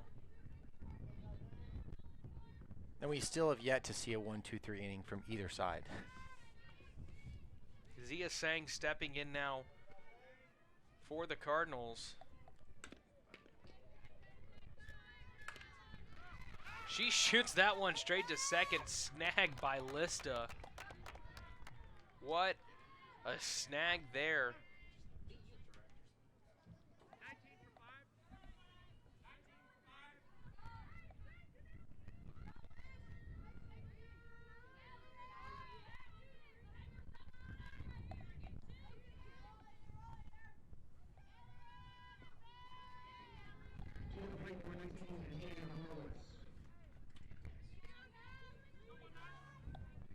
So it's going to be Marwitz pinch hitting here for Davis.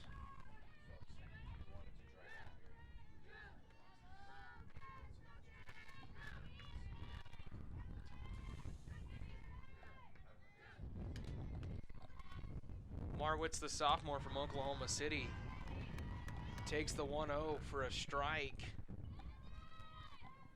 This season, batting 167.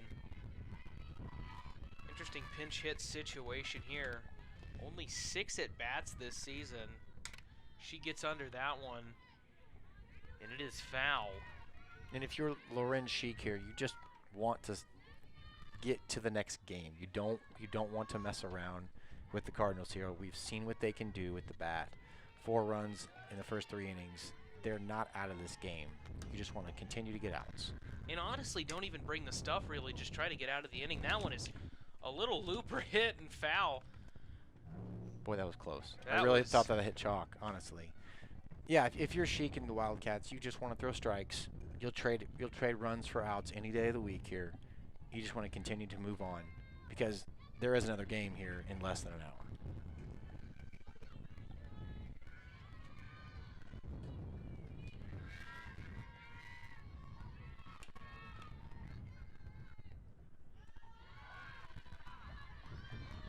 That one gets away from Mylock.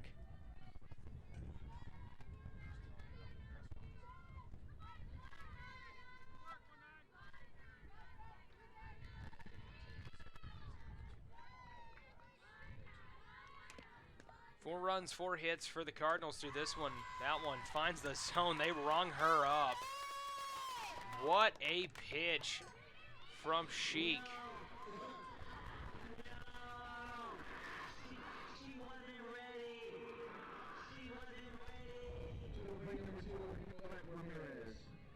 Really nice pitch there by Sheik.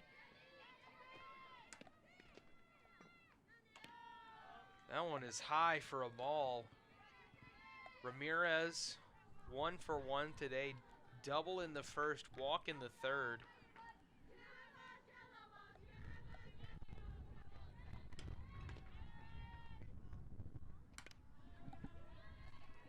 And you can tell the atmosphere has completely changed. One of the strangest plays I've ever seen in softball or baseball. I mean, so many things going on there. Not only was there an out called, but he actually called her safe. A run scored, and then of course ACU just piles on and kind of deflates the Cardinals' chances here. You know, and if you're on this Lamar team, as this one is popped up, playable at short, gets out of the inning. Quick inning, quickest inning of this game. 13-4, ACU leads. Stick with us.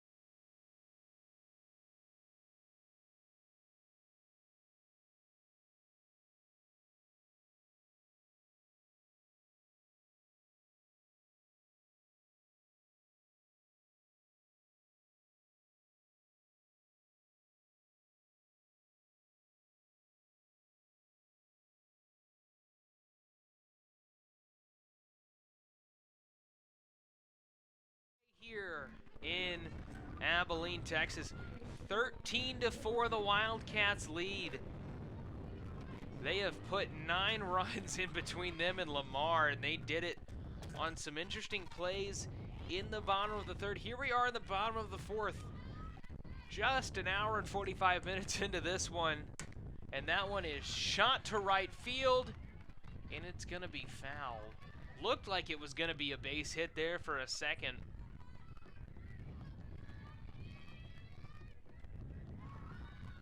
So in this inning, we will for sure see Reiling, Eichelberger, and Burris for the Wildcats. Of course, these three have done the damage today so far.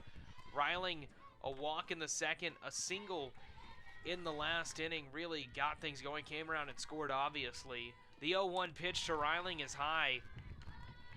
Batting .211 on the season for the Wildcats' third baseman.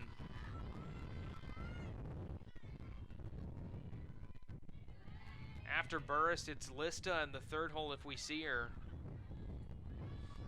In this situation, you got to start thinking that maybe some people are going to see some at-bats as Reiling lays off that one. 2-1 count now to Reiling.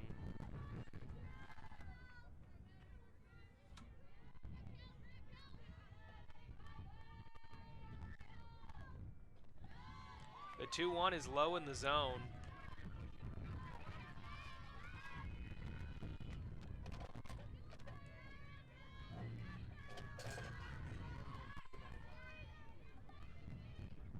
Reiling, the sophomore from Lincoln, Nebraska, transfer from Iowa Western Community College.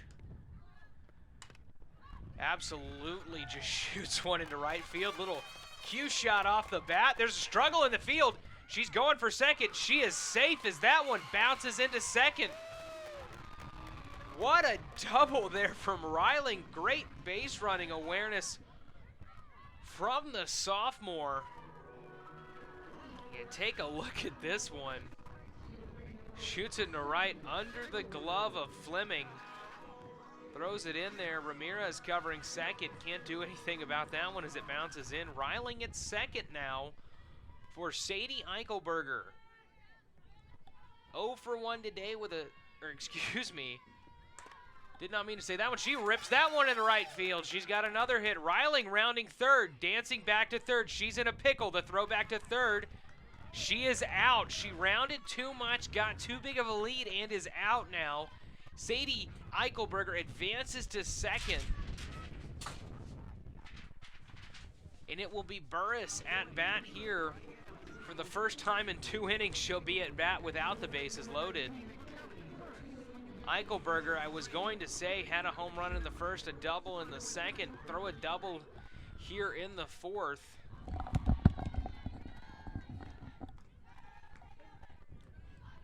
You got to love the awareness there. Really nice job. And they want to set up the double play again. Yep. Callie Burris is getting intentionally walked for the 3rd time in this game. She's had a very interesting afternoon, Coy. It will be her 4th walk of the day.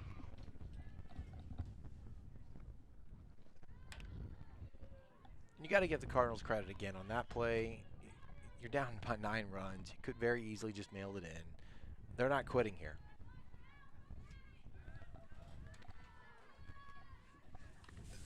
So Burris will take her base. Runners on first and second. That's Eichelberger. We take a step back and talk about how we got here. Of course, Maddie Reiling had that interesting, I don't want to call it an infield single because it was clearly in the outfield. I mean double, excuse me. But glove error, weird bounces. There will be a pinch runner here.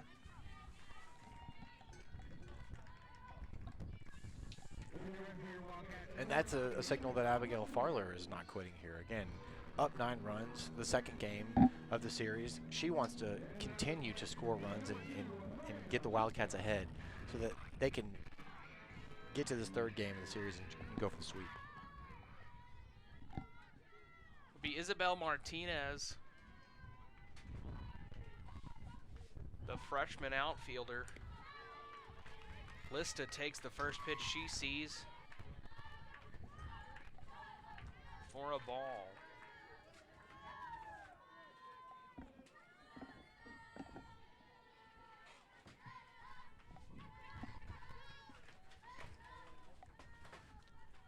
The 1-0. Shot into right field. This one looks playable. It drifted a little bit back further than Fleming thought. Rounding third is Eichelberger. She's going to score. Martinez to third. They are not stopping here. Really nice plays. You see the replay here. Just shot into the shot down the right field line. A nice throw for the Cardinals, but too much speed on the base pads for the Wildcats, and 10 runs now. Fourth RBI of the day for Lista. She is all smiles. She's been the whole day. And here's Clark. Of course, we saw her score on that interesting play in the third as she wanted to look like a slap bunt there. Could not get it. Over in the dugout, they're making fun of her form on that one. These are the most interesting days in softball or even baseball where you've got such a high lead that everyone is just making jokes about each other. Tried to go for that one again.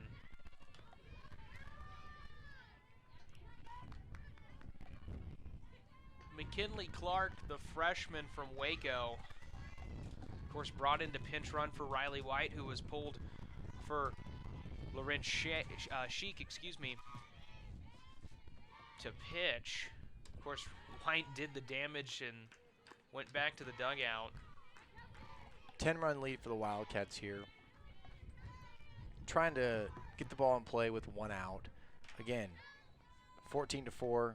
You'd think that have a secure lead, but they want to continue to pile on. Completely different situation from yesterday. 6-3 win for the Wildcats. This one completely different. That one shot to first.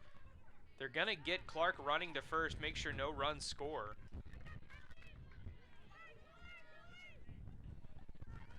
Really nice play by Ancelot there. Fundamentally, in that situation, you want to make sure that you get the out, obviously, but you don't want the runner to score as well. And good awareness, not just going through with the motions. Right. You know, if you naturally go touch first, that gives a good chance for Martinez to score from third. You can see how she walks toward the runner here and make sure that the runner from third does not score. Sydney Kaiser coming in to pinch hit for Avery Milak. You got to think she's going to stay in defensively also. She is a catcher herself. No question, Coy.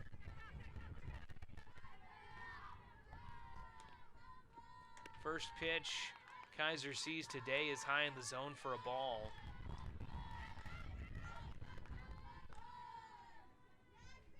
Pizarro through 2 innings officially.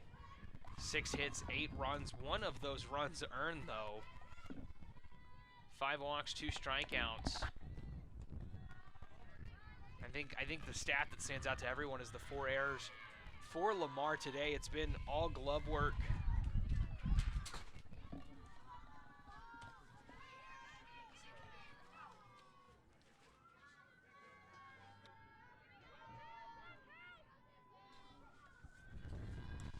The 2-0 to Kaiser. She rips that one into center field. Diving effort in center field, not going to be there.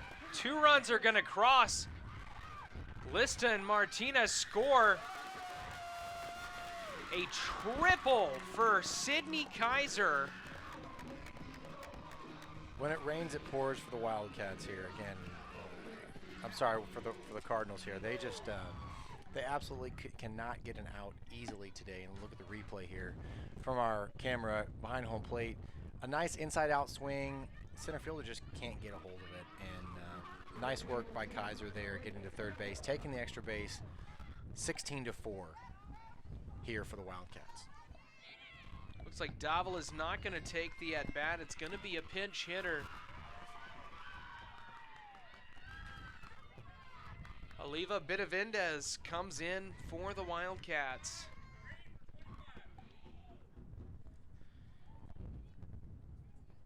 Coach Farler's letting her girls get some at-bats here Obviously, the situation you have to. 12-run lead in the fourth. They have come out and, I mean, absolutely brought the bats today. 3 in the first, 3 in the second, 7 in the third, 3 in the fourth. No answer from Lamar. And all you've got to do if you're the Cardinals is regroup going into the second game of today and say, hey, you know, how can we effectively look at it and come out into the second one. Benavidez, first at bat of her career. Let's see what she's got. The first pitch she sees is fouled off to the right side. The freshman. Yeah, you could tell Coach Twaddle took her to the side, kind of made her breathe a little bit. Exciting moment for her here. Benavidez from Salem, Oregon. Playing a bit far from home. Got a 16-4 lead, comfortable lead. She hacks at that one low in the zone. All about regrouping here. Coach Farler trying to get her a hit.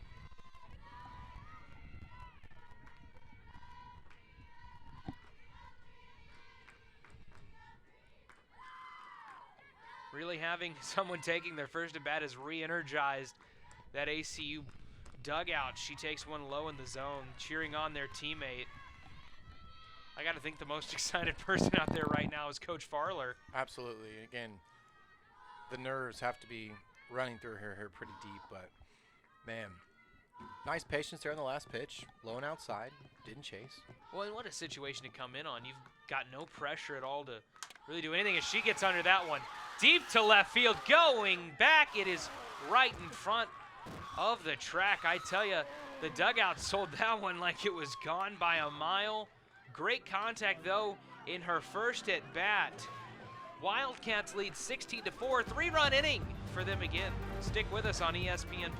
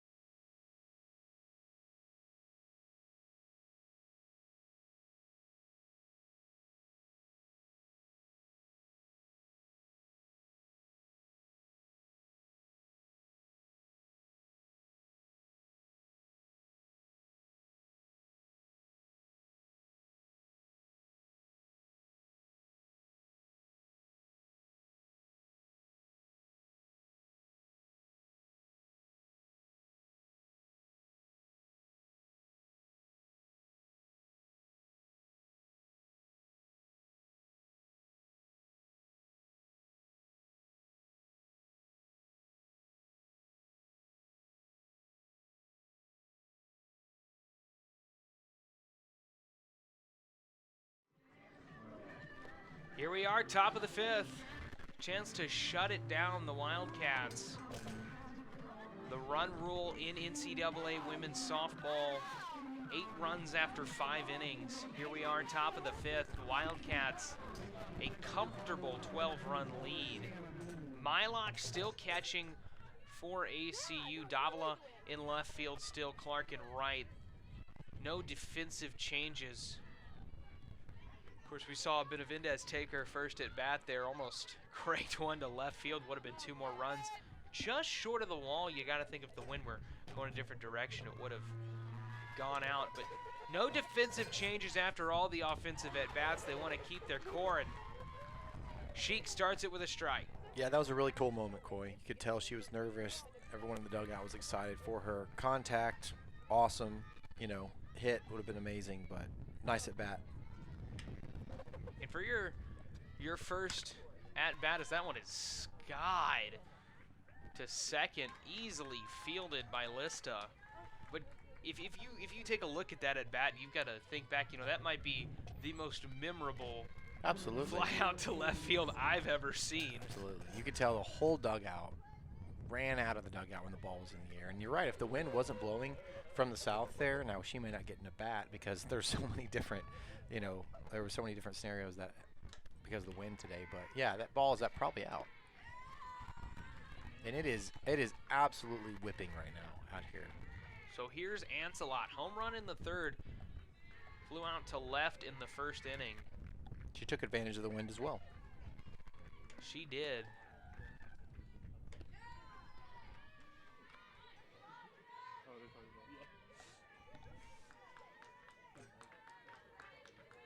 One out, top of the fifth. Sheik just trying to bring the Wildcats home here and finds the strike zone again, 2-2 count. Another great job by our ACUTV production today. Looking forward to the second game, Will King Productions. Of course, Will King, fantastic job back at the home base. That one is skied to left field and foul, but Davila moves under, gets the out. One more for the Wildcats.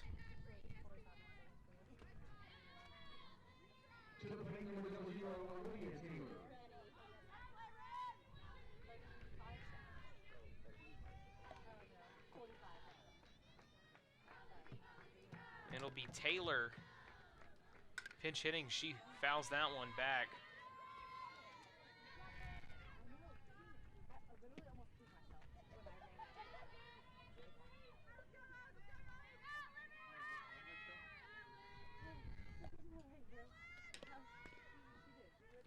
The 0-1 on the ground to third, a base hit, bounces out, foul. That one's going to roll to the wall, fielded by Davila and left. The throw into second. Taylor gets a single, the junior pinch hit. And a runner on first now in the fifth.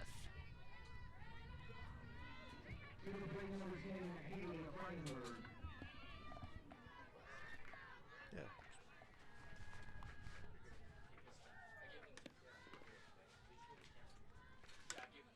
That one chopped into center field. It is not playable. The throw to third, safe. And again, the Cardinals are not quitting here. Even down 12, not quitting. Well, great here job by gotta, Amy Hooks and her crew. Yeah, you've got a chance to to pad your stat book, excuse me there, and why not take it? There's no reason not to. You're gonna see Coach Farler coming out here to talk to Sheik. Just a good hit there. Used the outfield to her advantage. Eichelberger played it off the bounce. Well, in this situation too, again, it's you're going to play another game here in less than an hour. Confidence is a big thing here. You don't want to have a bad taste in your mouth, even if you're going to lose the game more than likely. You want to make sure that you get a couple hits, maybe score a couple runs, at least get the bat on the ball so that in the next game you can have that in your mind. And if you could exit this one feeling good too, that's a whole other victory.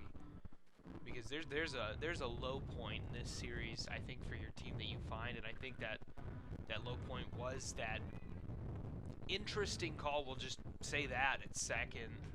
Very mysterious call at second base that really turned the whole game. At that point, again, it was within striking distance, right, for the Cardinals. But after that out, safe call, steal of home, double steal, whatever you want to call it, the game really turned for the Wildcats. So, runners on the corners. Kincaid here. 0 for 1 today, a walk in the second. And the first pitch is fouled straight back. Mylock fields it, tosses it back in, and underway with a chance for Loren Sheik to get out of this game. The 0-1 dropped just out of the zone, a little bit too much cutting action down on that pitch. Runners on the corner. That's Hankins and Taylor.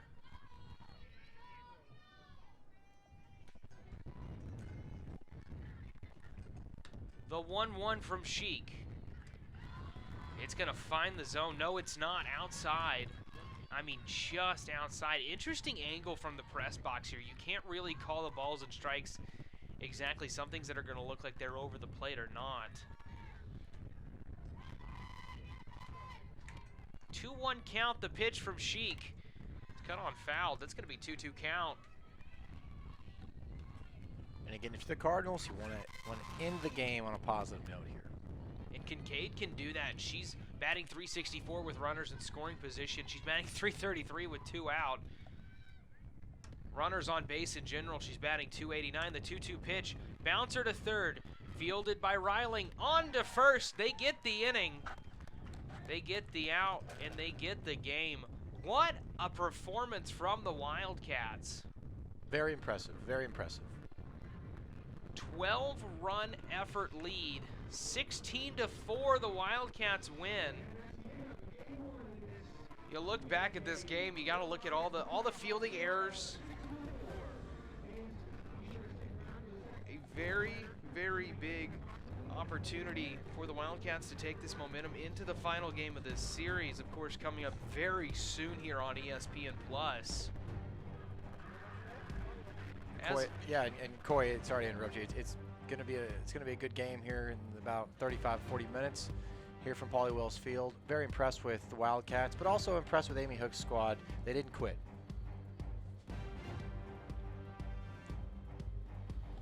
So Amy Hooks, comes out here and we saw her fighting for her players. You got to think they can bring that momentum. It's going to be a very, very interesting game 3. You're not trying to do anything. ACU's already won the series. So for Coy Oslin, Hutton Harris, the whole ACUTV crew, Will King back in the studio, Joseph Chapa, Avery Jackson, all the names on the list I can think of. Thank you for watching this presentation of the Western Athletic Conference on ESPN Plus.